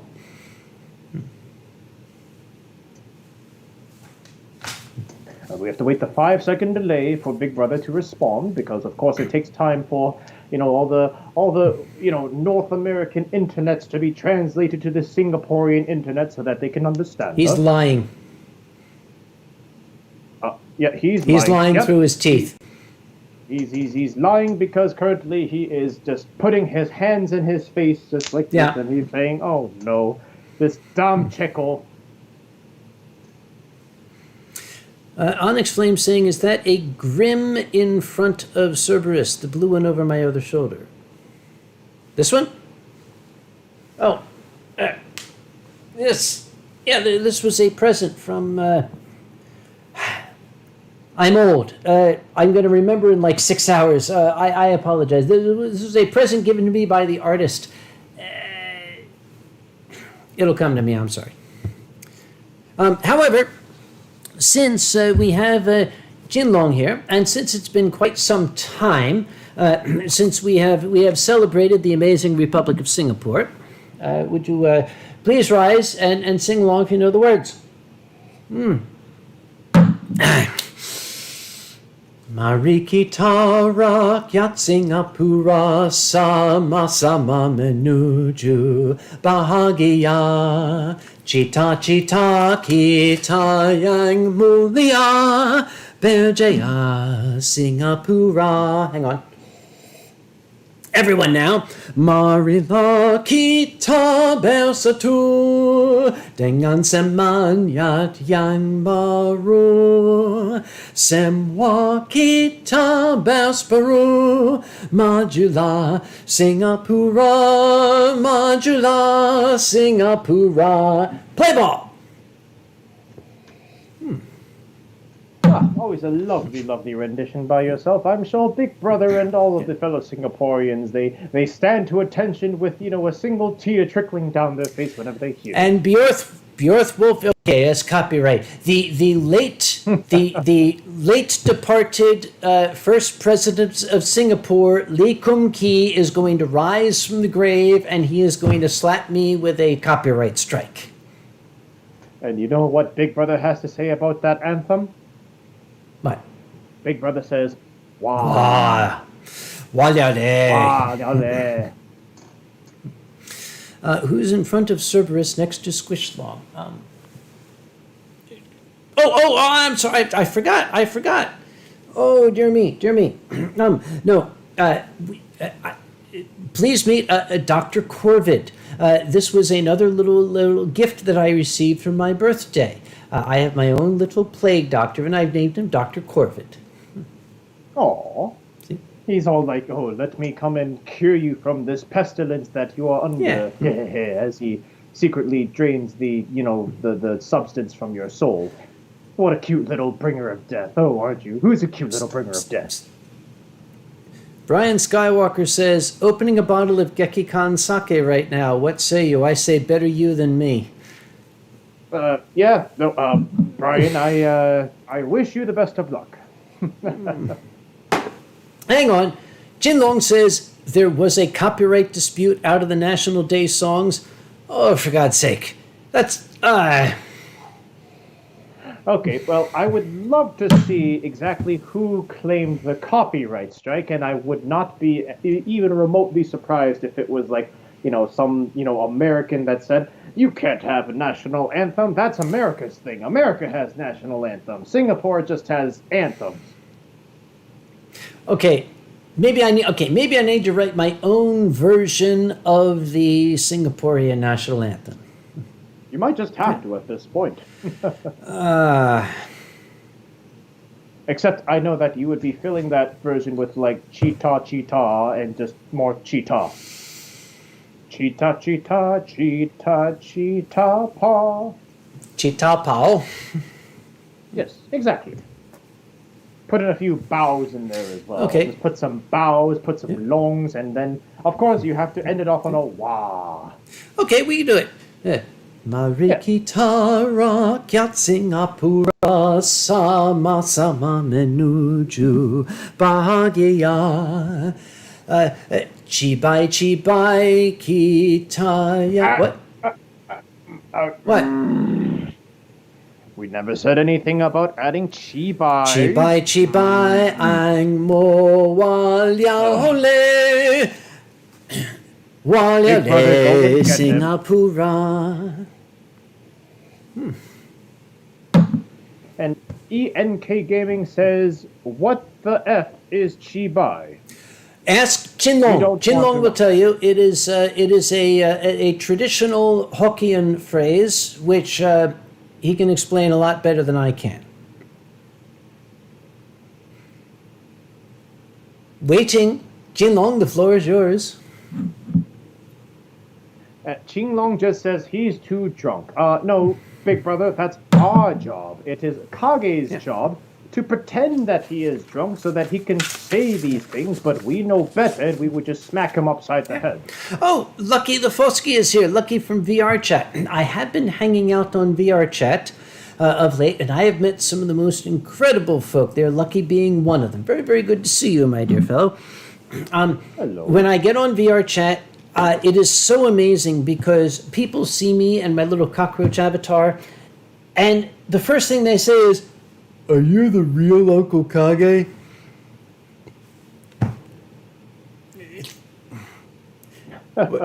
And then the second thing that they usually say is, "Why are you a cockroach?" At that point, it's just we're dealing with a new generation of children on VR chat. Okay, Onyx Flame is commenting on my tie. Is it new? It's not been on a stream. Onyx Flame, if you look at the graphic that I put up over the intro video, that graphic of me in front of the white window shade and holding up it's this tie that I'm wearing. So this tie is very, very old. The next time you see a Winestream, look at that intro because you see this tie from about here up. I think it's the same shirt, as a matter of fact. Yes. Also, your niece is here, by the way. What? Oh, Katie's here. Hello. Hello, Katie. How are you, my darling? Oh, let's see. Oh, Ozzy just looked up what Chibai means on Google. I keep forgetting you guys have the Ozzy, Googles. don't say that I did not warn you. And don't say that I never smacked Kage across the head for it, which I shall do Okay, now. since you are so intelligent and so smart for looking things up, look up Kani Nabu Chachibai. No, do not listen to this man. Do not listen to him and his devious, corrupting words of what to look up on the Google. Also look up Dam Chico Pe Ang Mo. We're going to have to come over and take away your Google privileges. Merrick the Wolf says, Kage, what would you do with a jet turbine engine? Well, this is a family show. I'm not going to say that, especially with my niece here.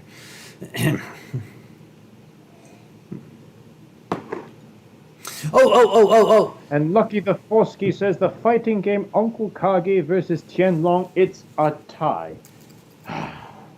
Hardy har. Speaking of Hardy.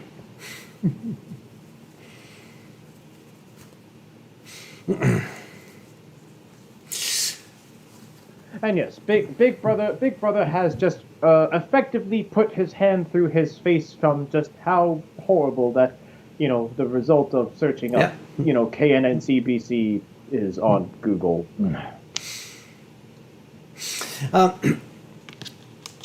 Incidentally, having just come back from Pittsburgh, by the way, I am an idiot. I am an incredible idiot, and a bounder at that.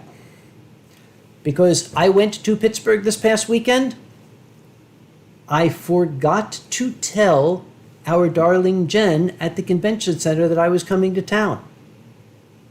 What? That's the first thing you do when you go to Pittsburgh. No, I thought I had, but You've lost your touch. she was able to come out to visit, and that was wonderful. We got to get together. She showed me, the roof of the convention center roof is just about finished. It's like a single giant garden from one end to the other. It's like the Garden of Eden up there.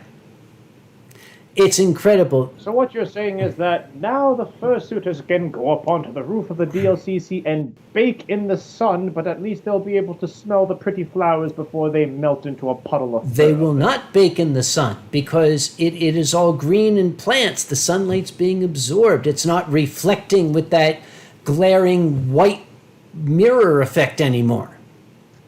Okay, well, in that case, as long as the sun is being absorbed by the plants and not the fursuiters, I could see that as a win. She was so excited. She said, look at these plants. We spent, X number of millions, and of course, Anthrocon helped with that, yes, and we have these plants, and we can do this, and we can have like a gazebo up here, and everything's beautiful. I said, that's great.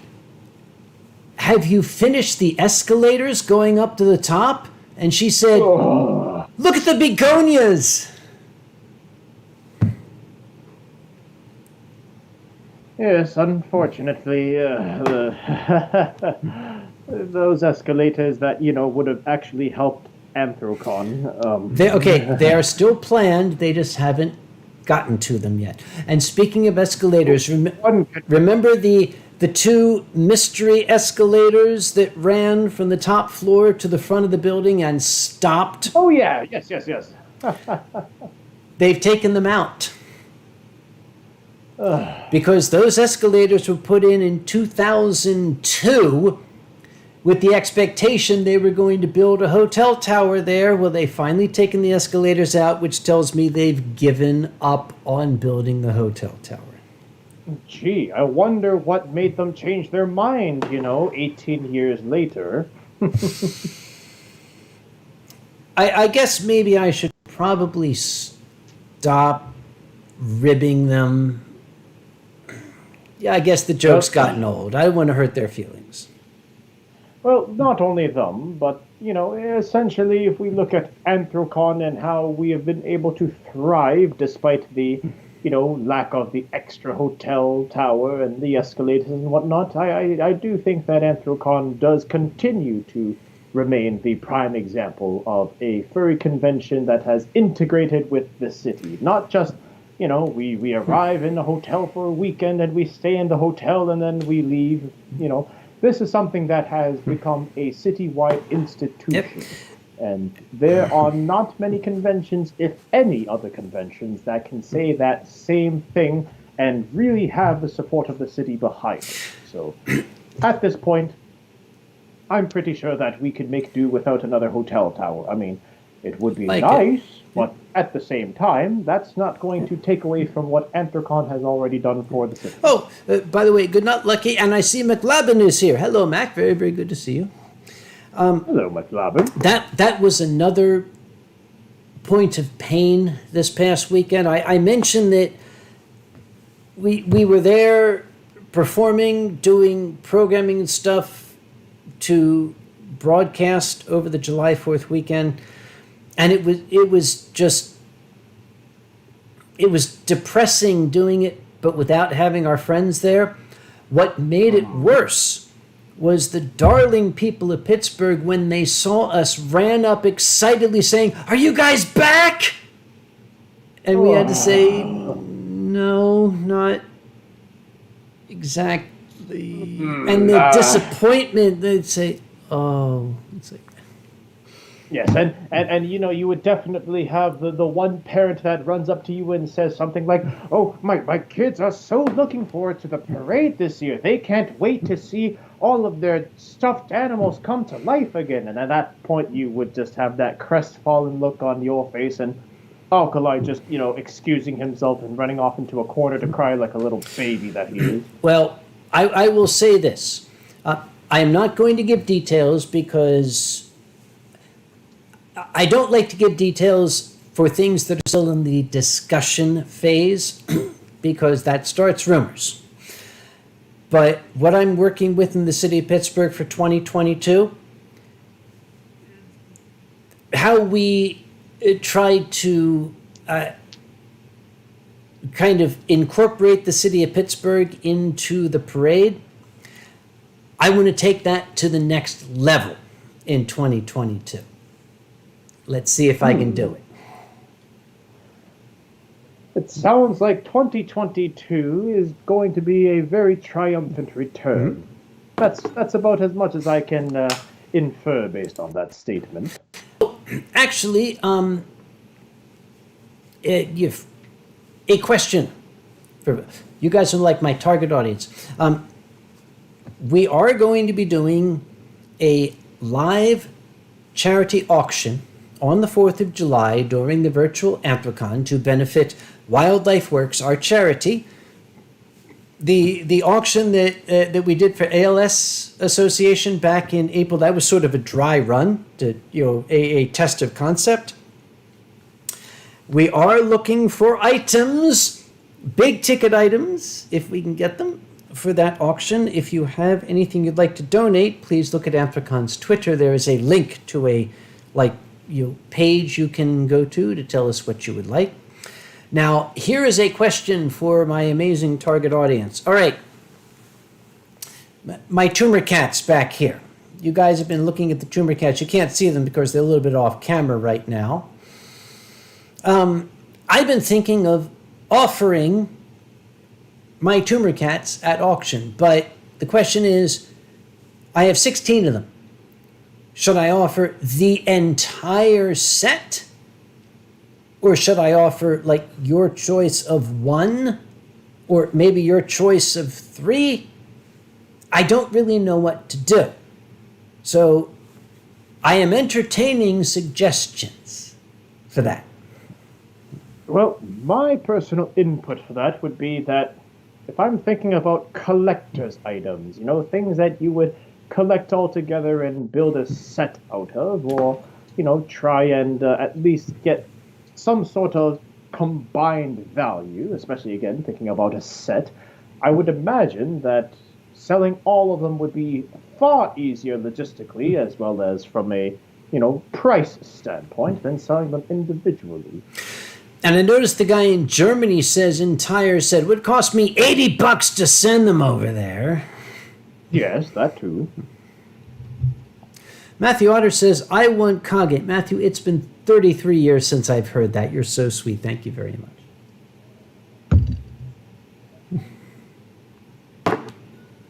Oh. Actually, Matthew Otter says, I want Cerebus.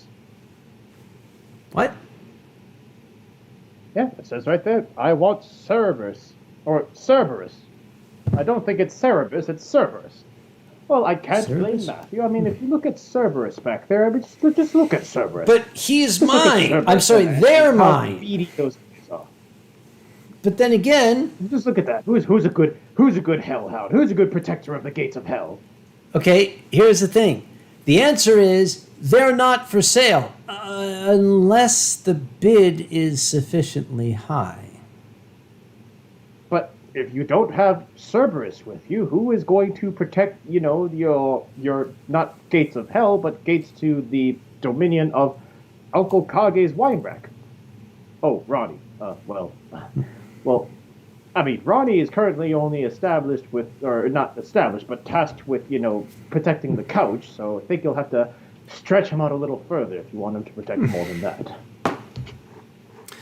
And Dage, or Perhaps is it Doggy? Says that's a big round doggo. These are 3 big round doggos. Yes. And the one on the left, of course, just like the Ghidorah, is the derpy one, also affectionately known as Kevin. It's always the left one, isn't it? Yes. Seems to have been left behind the other two. Now, Matthew Otter says, how much for both? Well, there's 3 of them. It's not both. It's all of the... okay, you don't break this set up. I'm sorry. It's all 3 or none. That's just how it works.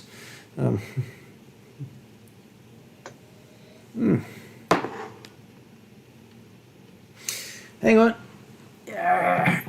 It's been a while since I've refilled my glass. Oh, incidentally, this stream is brought to you by Ryujin Kakusho Ginjo Namazumini Gensho Sake. This is what I'm drinking tonight. Yes, that is the Dragon God that has been put into a bottle. Now, which parts of the Dragon God have been put in there, we will not specify because there are young ones in this stream and we don't want to incriminate ourselves. I'm looking at you, Kage. I'm looking at you.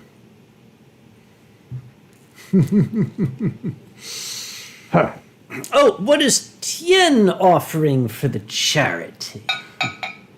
Well, Haiku, now that you mention it, I actually have not thought of a suitable charity offering. It's not been something that admittedly I had in recent mind discussion, I guess.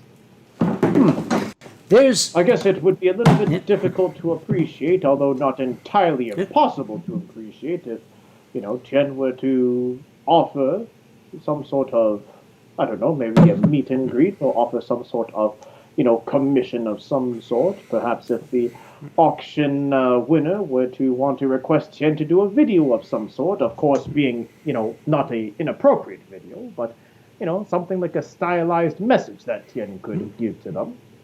but we'll have to see. Yep. I'm not quite sure how I would structure the restrictions and the limits of having Tien perform for you, but we'll have to explore that while there's still time. Haiku Art said something interesting. I would donate for a day with you. This was something that I was giving some consideration to.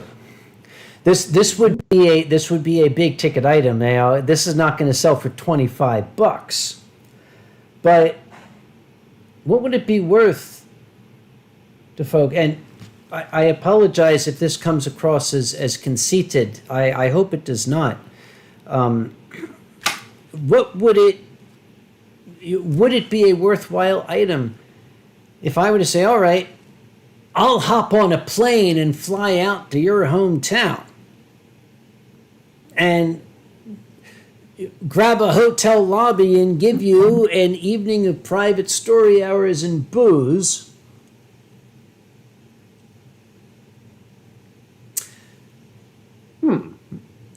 Okay, some restrictions apply. Yeah, it would have to be within, that like... reminds me that you actually did offer that at one point in the past, did you not? I did. It was very, very tricky. Okay, the restrictions are your hometown's got to be within 50 miles of a major airport. If you're in Bozeman, Montana, I can't come out there. It's just too fucking expensive. And... Well, yeah, okay, Tom Fox, you're amazing, but you're in frickin' Germany. It would cost me $5,000 to get there. So, yeah, it would have to be domestic. Yeah, plus Tom Fox, if you're able to wait until either Eurofurns or New Year's Eve, then, well, Kage's going to be out in Germany anyways, and you'd be able to, save yourself the money of getting him there. Tom Fox But I was says, thinking, I travel, not you. It definitely does pose a bit of a challenge when I think about the whole, rent a person or rent a fursuiter, because I believe a convention out in Reno, Nevada does that on an annual basis, and, well, it's mostly innocent, People are doing it for a good cause, and people, are essentially willing to, to do it in the name of charity versus in the name of something more sinister or, malicious. But at the same time, it would be a little bit difficult to, for Anthrocon to control when it's not actually in person because, just coordinating two people online to meet up, well, Anthrocon is not going to be able to, have a lot of control or moderation of that. So we'd have to make sure that it works properly for both the auction winner as well as the person volunteering to, be the winner or the reward. Tom Fox has just said something. He said, "Oh no, I'd come to you."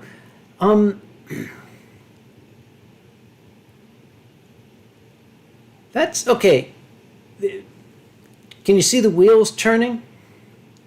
Mm-hmm. You've got that look on your face when you're about to say something that will be almost as enlightening as it is frightening. What if the lot that was offered was get yourself to, I don't know, city of Pittsburgh for a weekend, and, myself, Boozy, Alkali, and with the borders open, Tien, we'll grab one of Anthrocon's hotels and basically have a private party. So basically, have a room party with whoever the auction winner is. Essentially, yeah.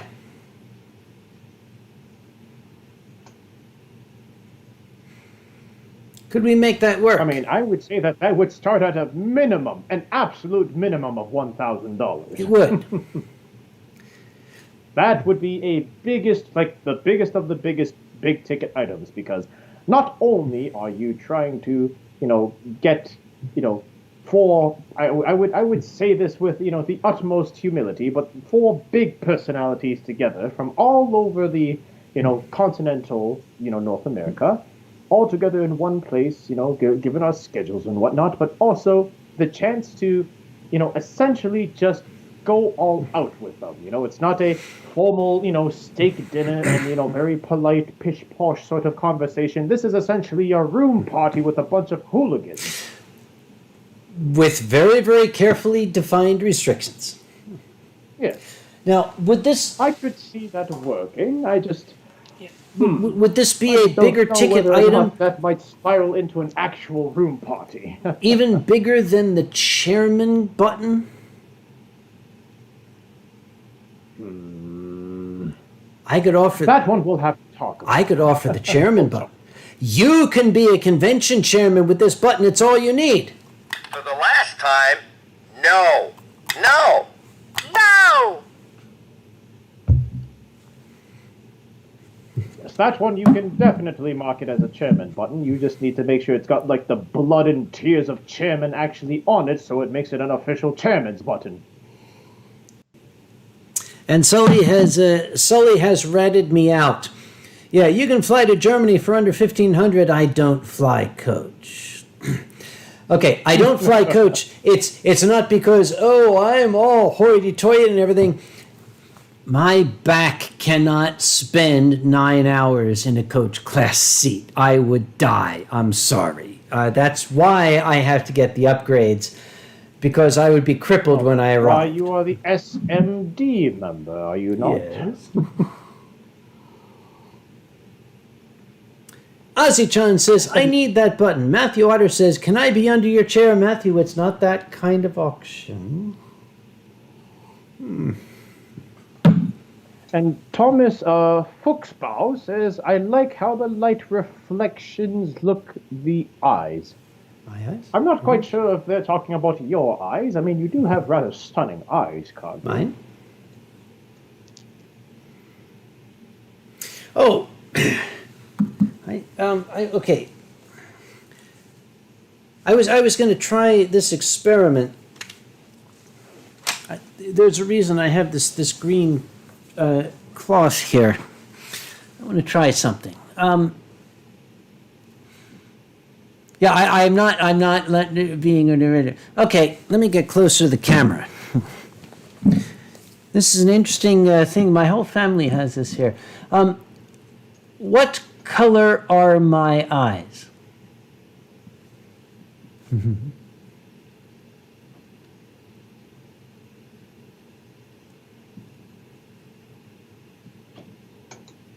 I personally say that they are certainly a lot more green now that you have this cloth. Yes. Now what color are they?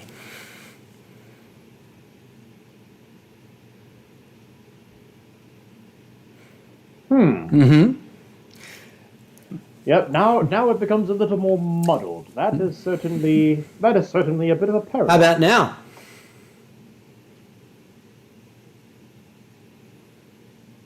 Now you're just banking on the fact that I've had half a bottle of sake in me and are starting to question my own ability to accurately judge my senses. No. I have this interesting feature. My late father had it. My second up sister has it. My my niece Katie might actually have this too. Our eyes change color depending on what we're wearing. If I wear a green shirt, my eyes are green. If I wear a blue shirt, my eyes are blue. Katie, you still in channel? Tell me. Yeah, there you are. Does that happen to you too? Or did it end with my generation?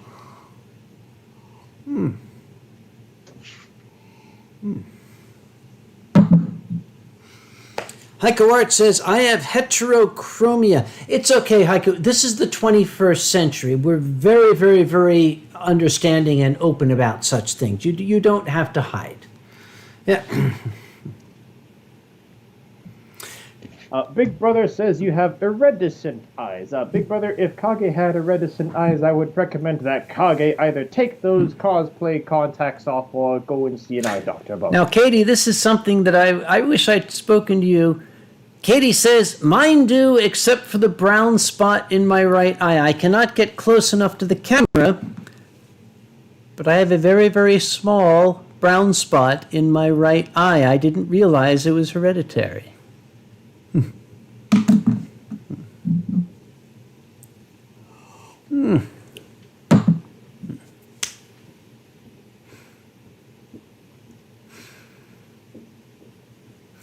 And Sully says, is pretty a color? Yes, pretty is a color. Yeah.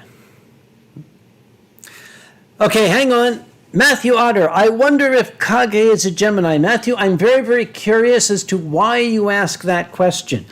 Because I am.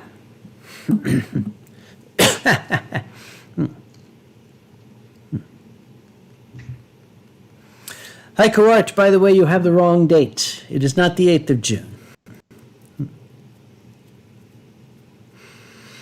And Marauder is watching Raiders of the Lost Ark while listening to you, too. And I can't believe this movie is 40 years old now. Yes, unfortunately, we have, very stark reminders, very, very often of just where we are in relation to some of the most, I guess what you will call the most memorable memories of this past century. So it is a good way for us to remind us how far we've come from the days of the Lost Ark and, some of the hilarity that it has provided us, but also some things that even in this day and age would not be as laughed on. Your fire is dying. Why don't you tell us where the amulet is?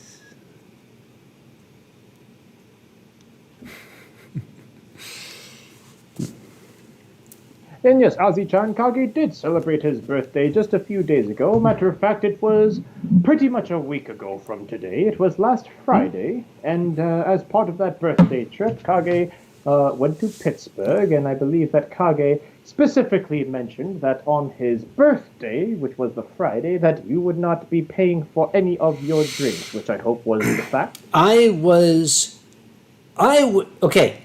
was a fucking whore that day. I sent an email to Visit Pittsburgh, to everybody attending, to the Westin, to the bum on the corner saying, I'm coming to Pittsburgh and it's my birthday. I don't expect to pay for my own drinks. And I didn't. So in that case, you're not a whore then, because a whore makes money, but in this case, you were just saving it, so that makes you Asian in that case. You said it, I didn't. Okay. You've been dealing with Asians long enough that I wouldn't be surprised you've picked up on their ways. Oh, Katie says, good thing I have a headset on right now. Nephews are sitting with... Oh, that's right. Katie's got kids of her own. Yeah, keep the headset on, dear. Don't let the...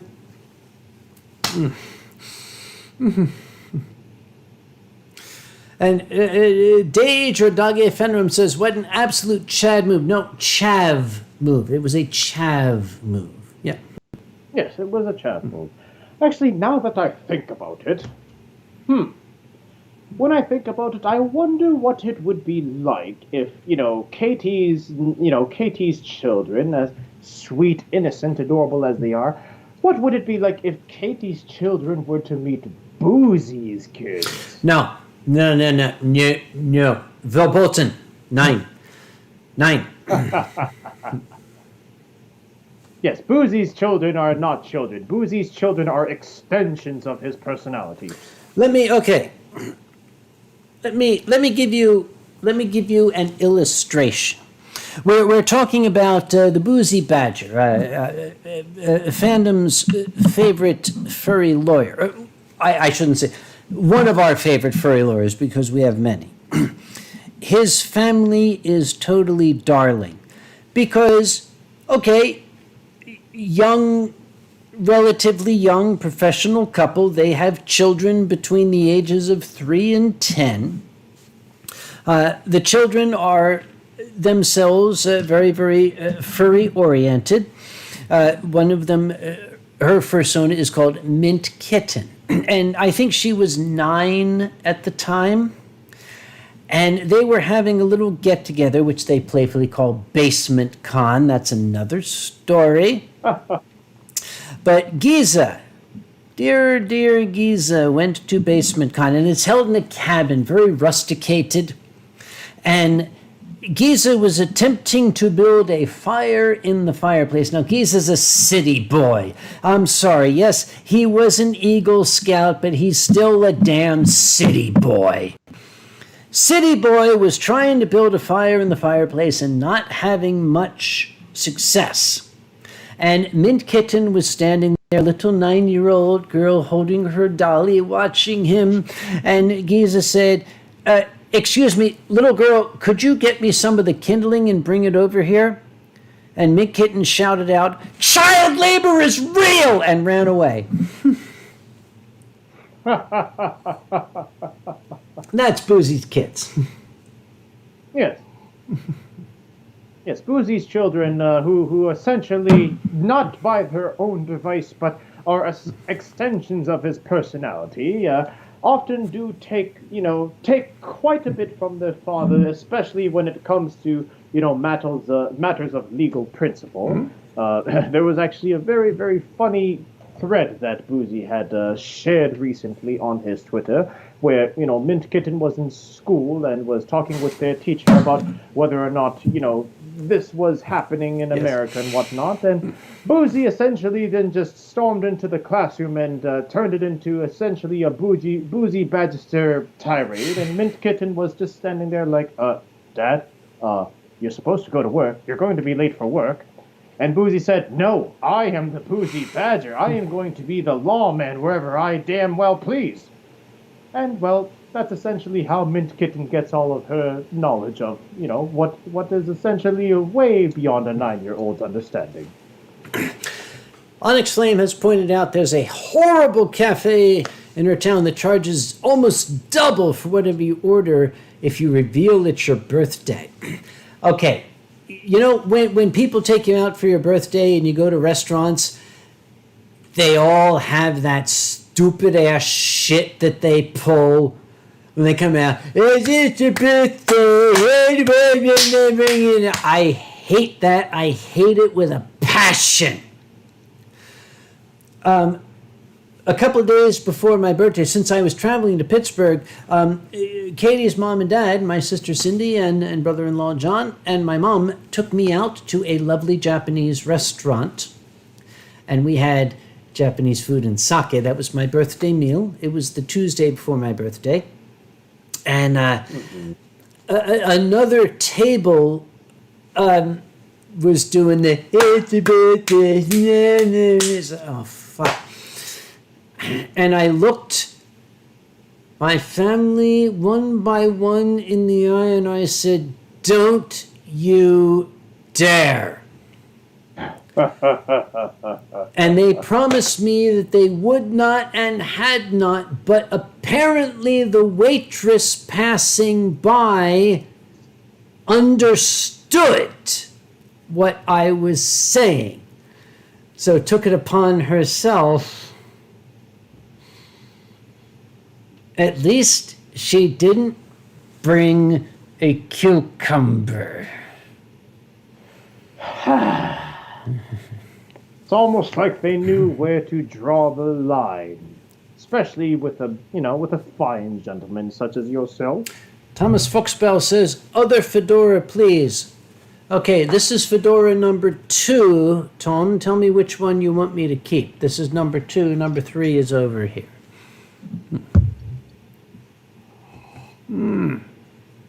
This one's got the silk ribbon on it. I actually enjoy this fedora with the silk ribbon a lot. Also, a very broad silk. This is a very 1930s style with that broad band. Yes. Yeah. And Tom Fox says he likes it better. Colby Pup says that Mint Kitten threw a piece of candy at me at 150 miles per hour. Ow! Yes, Mint Kitten is very effective when it comes to getting your attention. Mint Kitten is the type of kitten that is not afraid to stab at your side rib endlessly until you turn around with a bleeding, bruised rib and then find out that she only wanted to ask what time it is. Yes, I'm not speaking from personal experience. That much I will say. Okay, she's not a Major League Baseball pitcher here. I mean, even Major League Baseball, they would not be, measuring their pitches in miles. They measure that in kilometers, like civilized people. Yep. Apparently, if she's throwing at 150 miles, then at that point, you might as well be shot by a bullet instead. Sully zoned out, came back to at least the waitresses didn't have a concur. Shall I explain the cucumber thing? Go ahead if you feel so inclined. I do.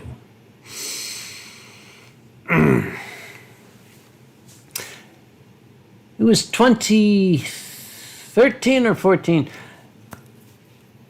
It would have been 2014. I moved very recently to North Carolina, and the local furries found out, oh my goodness, Uncle Kage is here. And when my birthday was coming up, they wanted to take me out for some sake.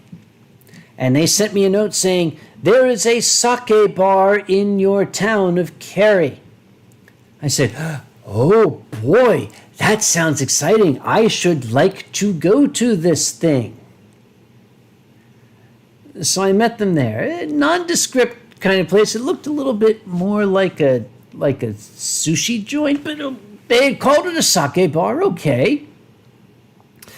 We went in, we sat down, and I was all bouncing up and down. Oh boy, oh boy, oh boy. And the waitron came over and I said, hello, what kind of sake do you have? And the waitron said, I'm not making this up. I swear on my mother's grave.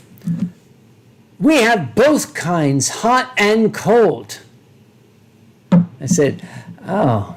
And I looked at the fellas who brought me.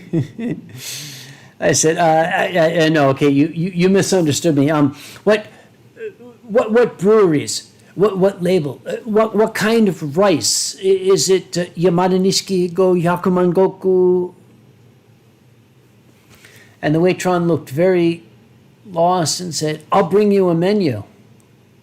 And ran off. And I said, yeah, you do that. And I once again looked at the fellas. And by this point, they're like...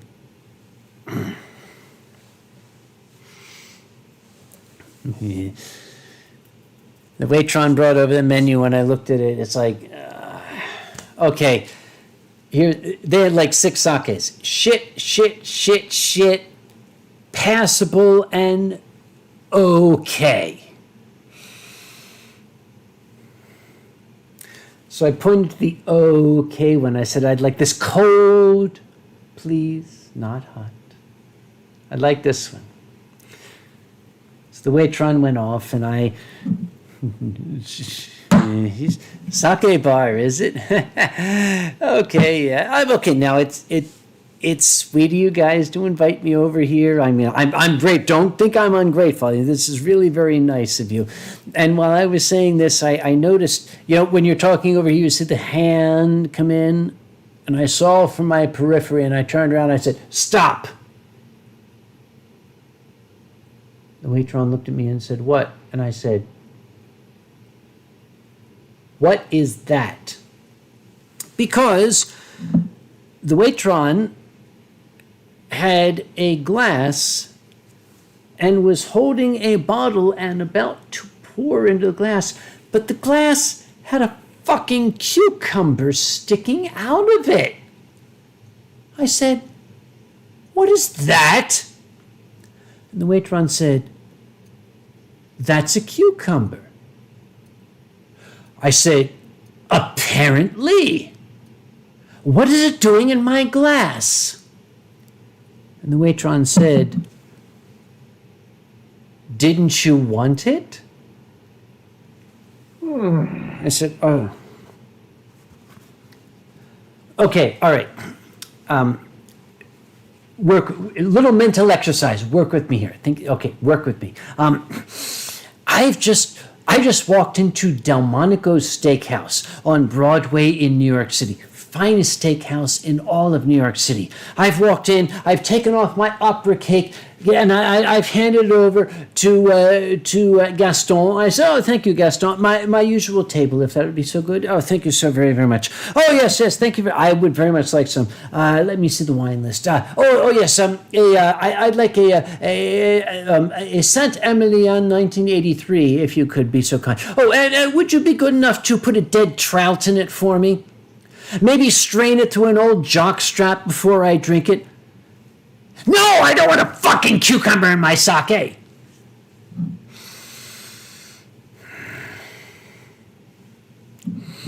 So that's become something of a sad joke among the triangle furs. They say, oh, Uncle Kage and cucumbers, and I smile like this. I'm like, yes, that was very amusing that day. Oh yeah, that's the same sort of smile that would be equivalent to the Italian kiss of death that one would give when mocking someone for demise. Mm-hmm. Though I will say that, one thing about that story that I guess maybe a slight difference of opinion is when you mentioned, would someone like to drink wine out of an old jockstrap?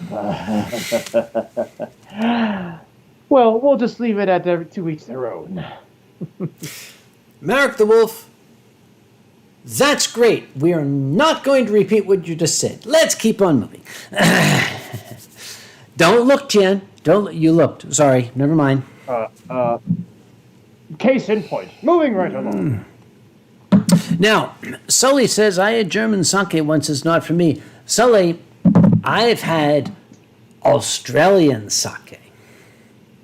Oh, goodness. Oh. I don't know if Dr. Jenner is... We're trying to kill what time is it? 8, 9, 10? I don't know if Dr. Jenner is still in channel. He might actually have moved to a surgery this morning. But when I was in Melbourne, I actually found an Australian sake. Remember how we mentioned earlier that everything in Australia is trying to kill you? That includes the sake.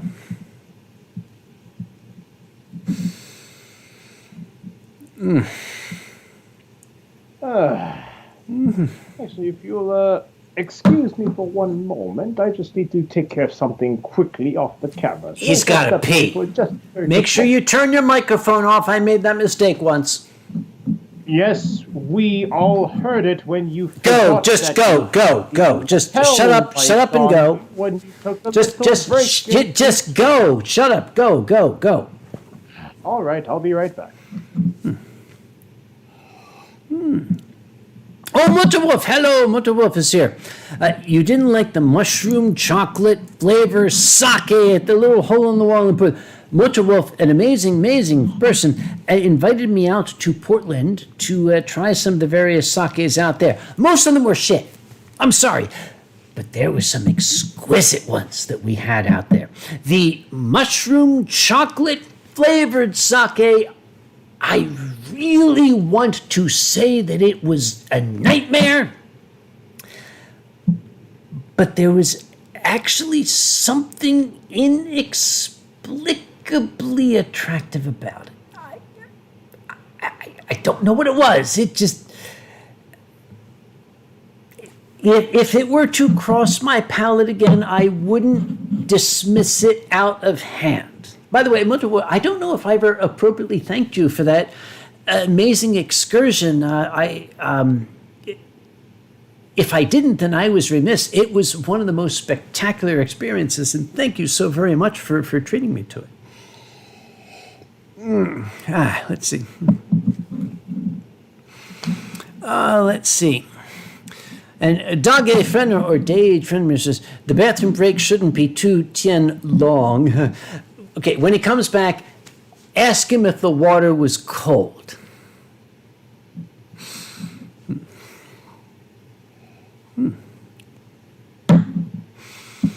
Let's see.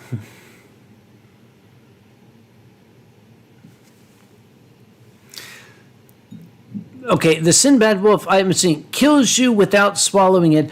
I really hope we're talking about sake here, because there's a lot of text, and I don't want to go and agree. Just, okay. Oh, the Silver Fox Wolf.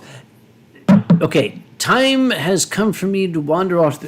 Dude, it's like fucking the middle of the night. Go to bed. I shall look for you when we are both awake. Thank you for coming, my friend. Haiku Art, what is your favorite chemical? Ethanol. Absolutely.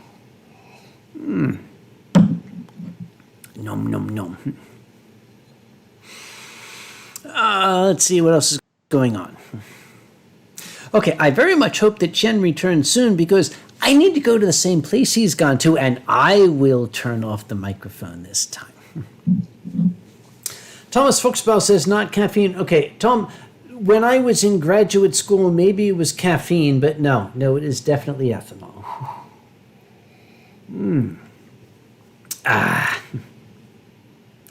Oh, Dirtwater Fox. Oh, are you here with the Duchess by any chance? Have you ever tried the fruit-flavored sake? Yes, I have. Those tend to be. It's not Hakutsuru. Actually, Hakutsuru makes some of those. Moonstone, yeah, the Moonstone sake is as well as Hakutsuru. Fruit-flavored sake, how nice. If you have to add flavoring to it to make it palatable, then it's shit. I'm sorry. My opinion of fruit-flavored sakes is, as my late grandmother told me when I was just a boy of 4, you can't polish a turd.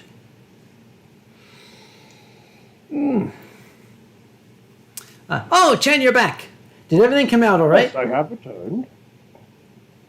And I've walked in at the absolute right timing where I had heard something about fruit-flavored sake and some very sage words from your late grandmother, was it? That apparently you can't polish a turd, and, well, I don't know if I would equate fruit-flavored sake to a turd. I would essentially equate it more to sewage water that you try to filter and drink. But I think they got the point. I'm going to turn it over to you because, as the Germans say, jetzt it's much pissen. So, Entschuldigung. And I'm going to mute the microphone this time. Good.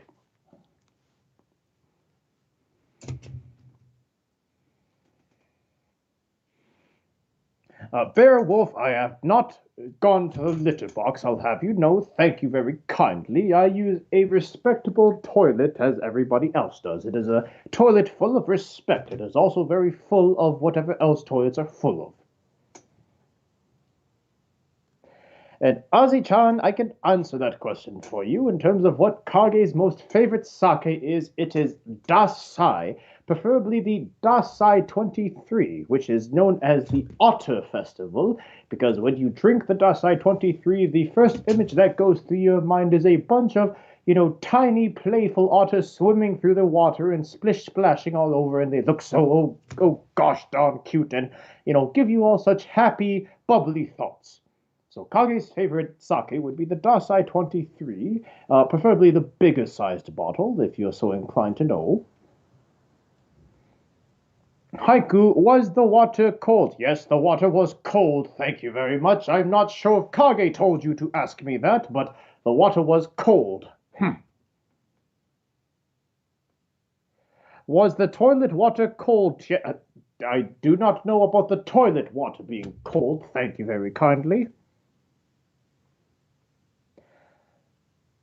What happens when someone serves Gekkai Kanto Tien during a con? Warius, we don't talk about that on camera, lest the lawyers are still hearing. Yes, I do see that plenty of you are asking whether or not the water was cold, which does lead me to believe that somebody in particular had asked you all to ask me whether or not the water was cold. I was very well hoping that they would forget about it, or rather Kage would forget about it. I need to know the story behind that. No, we do not need to know the story behind why Tien needs to have the water being cold, thank you very kindly. Speaking of fruit-flavored wine, Kage, do you remember the Door County cherry wine I brought you at First Squared last year? Colby Pup, Kage's back. Well, I can see that Kage has returned, and I don't know if Kage would be, willing to answer that himself. I'm sure he's more than happy to, but the general answer is that if you gave Kage any sort of wine at a convention, he probably drank it. He probably doesn't remember drinking it, but he's very thankful that you gave it to him.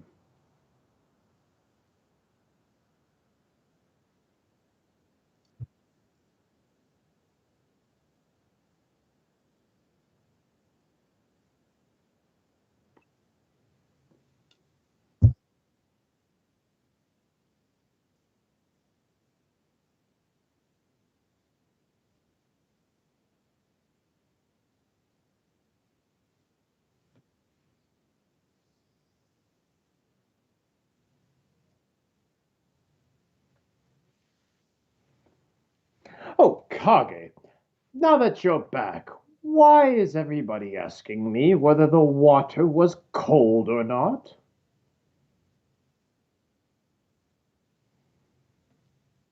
Apparently, they can't hear you or hear us. Sure, I unmuted the motherfucker. Did you mute Streamlabs? Did you not Streamlabs? Did you mute OBS or did you mute your mic? Is it I on? think you muted the stream and not your microphone on Skype. Now they Sorry, wrong button. Sorry, what were we talking about? We were talking about why you had asked everybody to ask me upon my return whether or not the water was cold. Was it? They want to know how cold it was. I want to know how deep was it.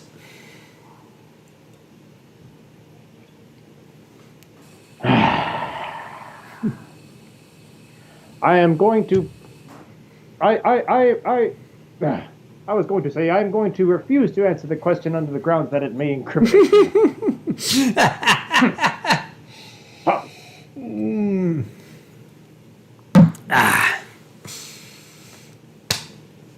And people were apparently saying the mute stream was quite entertaining. Well, I'm glad that you find looking at, two old, sops entertaining. I mean, I don't know what kids are into these days. I frankly don't want to know, but glad to know that we could help provide that. And Dage, I'm going to keep saying Dage. I hope that's correct. Dage Fenrum.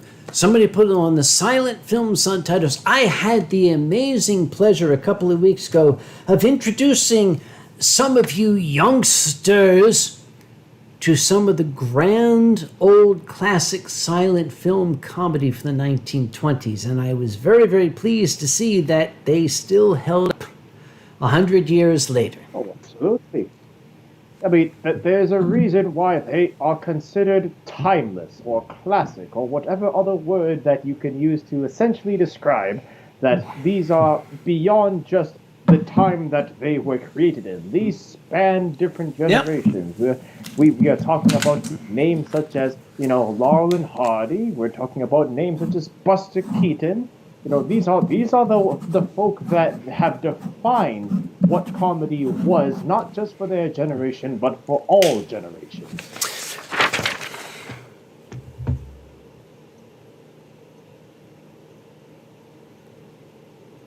If you're going to have a vessel Yes. putting to sea, name it this. The lovely, lovely black and white silent film right there. I believe that was the one starring Buster Keaton, wasn't it? That was Buster Keaton, and Yes. I really loved it because it was the story was Buster Keaton and his family tried to build a boat, and people were saying, I can't remember the name of the film. Okay, you can look it up. It's called The Boat.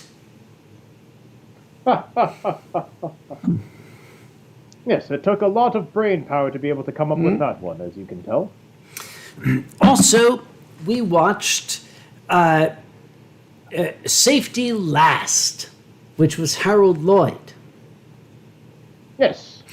There was an in-joke in that film that today nobody gets. And it's sad because the audiences 100 years ago were roaring with laughter. And, okay, Harold is doing silly stuff. Harold Lloyd was known for his incredible stunts. They didn't have stuntmen back then. The principal would climb the side of the building and would hang from the girders. At one point, audiences of today would just see this nameless, heavy-set man lean out a window and say, "That's great, people are going to love this." That man was Fatty Arbuckle. He was essentially one of Harold Lloyd's greatest compatriots. He was the Shemp Howard to Mo Howard, and the kids still won't understand that shit today.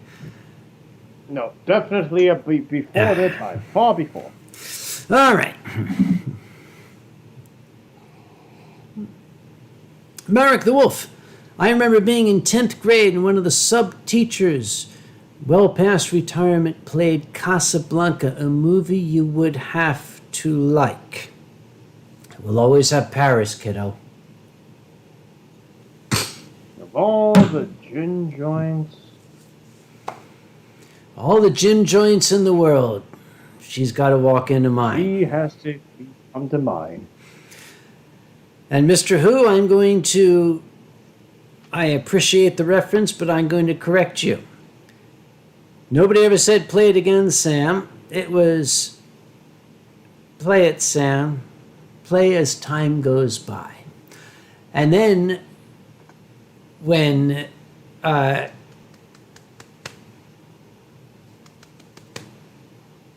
line comes up later, it's you played it for her, you'll play it for me. Play it. It's one of those Hollywood legends. Oh, and you can believe every single word. That's Yep. the thing. You believe the words that he says. He's not just saying it because it's in the script. He's saying it because, Humphrey Bogey is the character, and he feels the exact same way that he does, which is heartbroken. Zum Rhein, zum deutscher Rhein. Sorry, when you start singing that, somebody has to sing the Marseillaise. Say, did you guys ever watch any of Dad's Army? I did. Years and years and centuries and minutes ago. Yeah.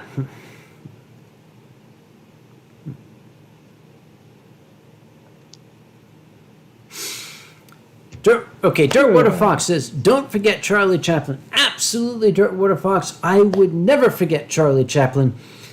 But I don't mention Charlie Chaplin because everybody knows him. If I were to say to anybody in this channel, Charlie Chaplin, they know exactly who I'm talking about. But if I say Harold Lloyd or Fatty Arbuckle or W.C. Fields. Exactly. Or any of those. W.C. Fields, Buster Keaton. These were some of the greatest, most prolific, most colossal names of the silent film era. And yet, barely 100 years later, their names have been forgotten.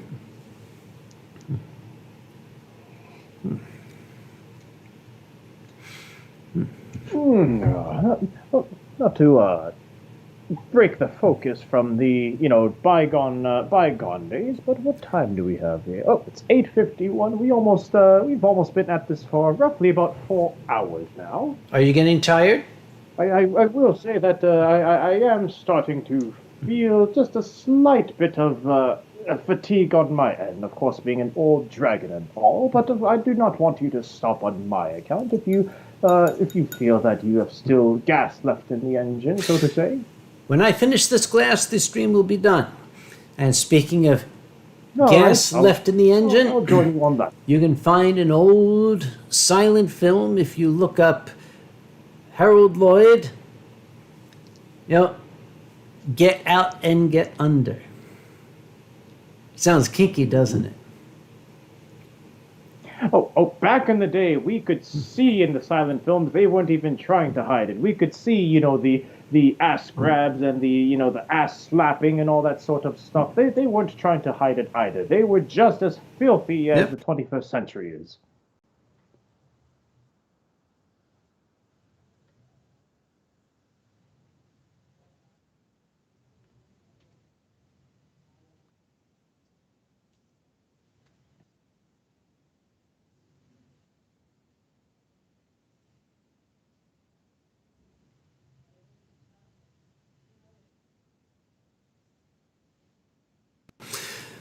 But this one,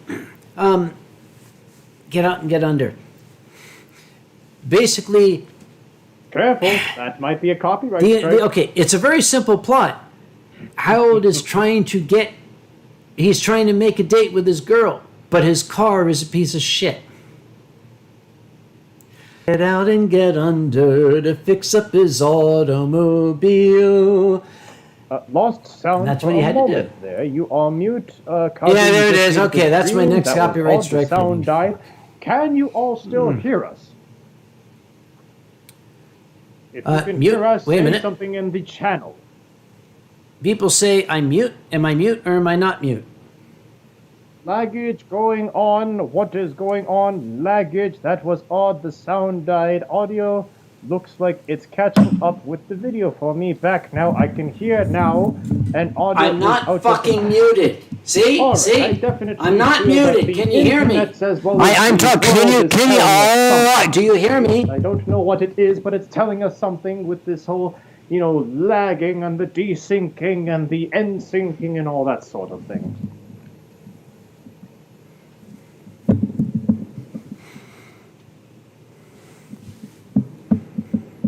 I don't think it's the sound that's coming through right now, Kage. You might want to look at what you look like on the camera. That's not the sound that's coming through. Okay, can you hear this? Do you hear this? Is the sound coming through? Is the sound coming through? Can you hear this? Bad, out of sync. You're fine now, but lagging. Get what? Yep, that will help, Kage. Yeah,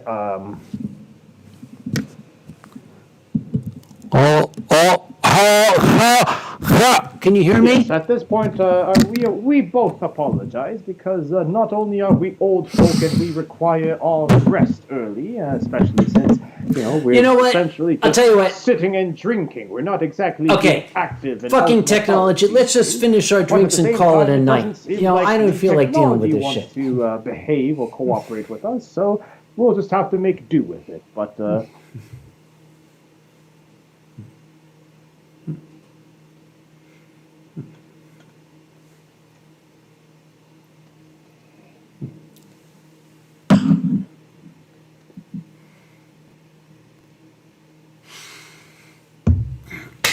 Okay, out of sync. Hang on.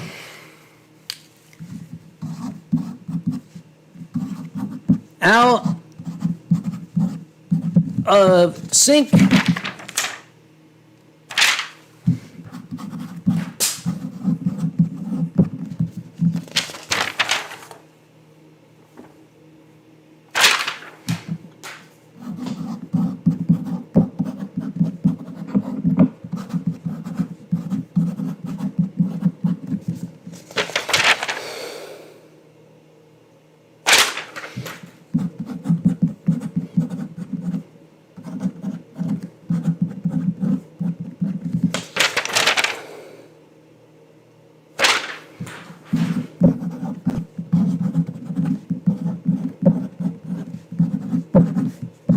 on there.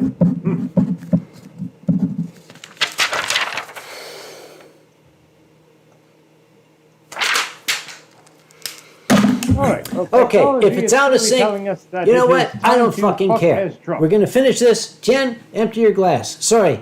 Gambe. Gambe.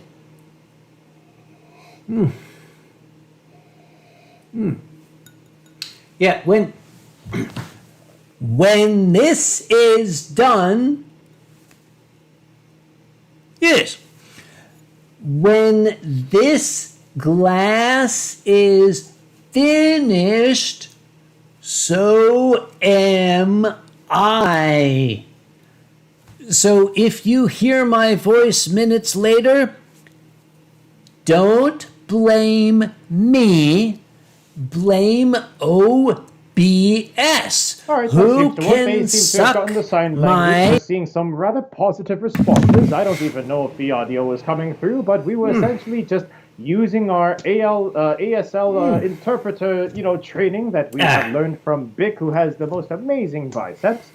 Hopefully he, has been listening in and practicing his ASL with that.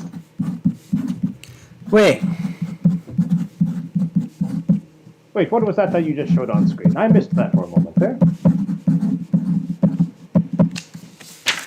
Yeah.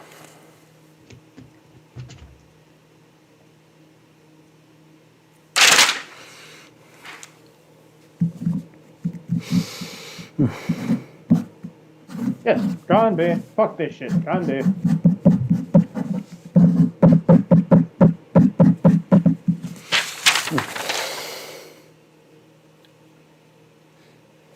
All right, I'll let you do the outro, unless you'd like both of us to. Gambe.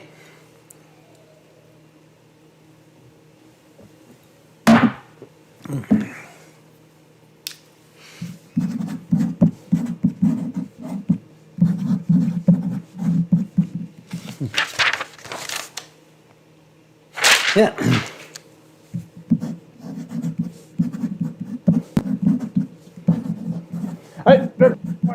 What did you just put on the screen? That.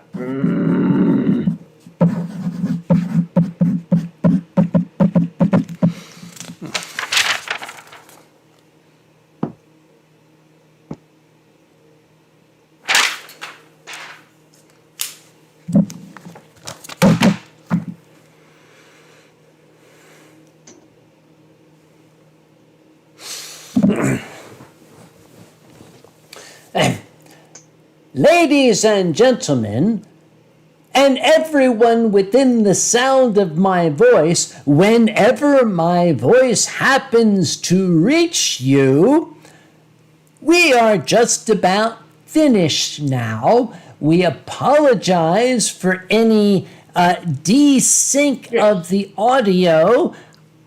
You can trust me that I'm going to be having some words with the creators of OBS. And I shall like to thank you as with the always emphasis for being a lovely on company on a Saturday evening BS. where we get to indulge in some So, BS together. whenever the hell this gets out to you, I should like to thank my co-host Tianlong.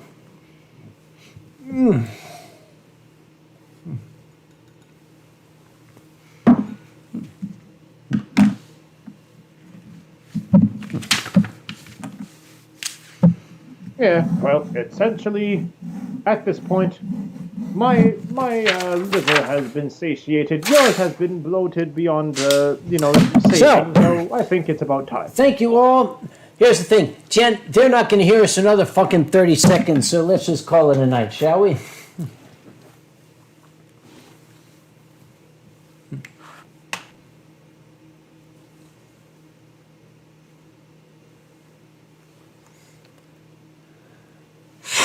You're probably right. Okay, so we're going to log off, and for everybody 20 seconds in the past, thank you for joining us. On behalf of my amazing co-host Tianlong, Yes. thank you for watching us and being patient with the fucking lag, Yeah. and we will be talking about this with the OBS people, but that's for another time. Onyx Flame says, when is the next Winestream? Mid-July. Or with the lag, it might be mid-September. We shall find good out. night, you would say, So, let's say, piss Tianlong, off, in the ancient see you next time would language be of the go venerable die 1,000 times lore. Go die. I like that. Go die. Go die 1,000 time lore. Go die. 1,000 time lore. All right. Good night, everybody. This might go for a couple of seconds because the stupid fucking YouTube thing, I gotta, stop this 6 times, so... Good night! Well, let me know when we are offline so that I can safely and without accidentally putting on YouTube, strip out of a dragon. You do realize he's not wearing anything below his waist, but that's for another time. Good night, everybody!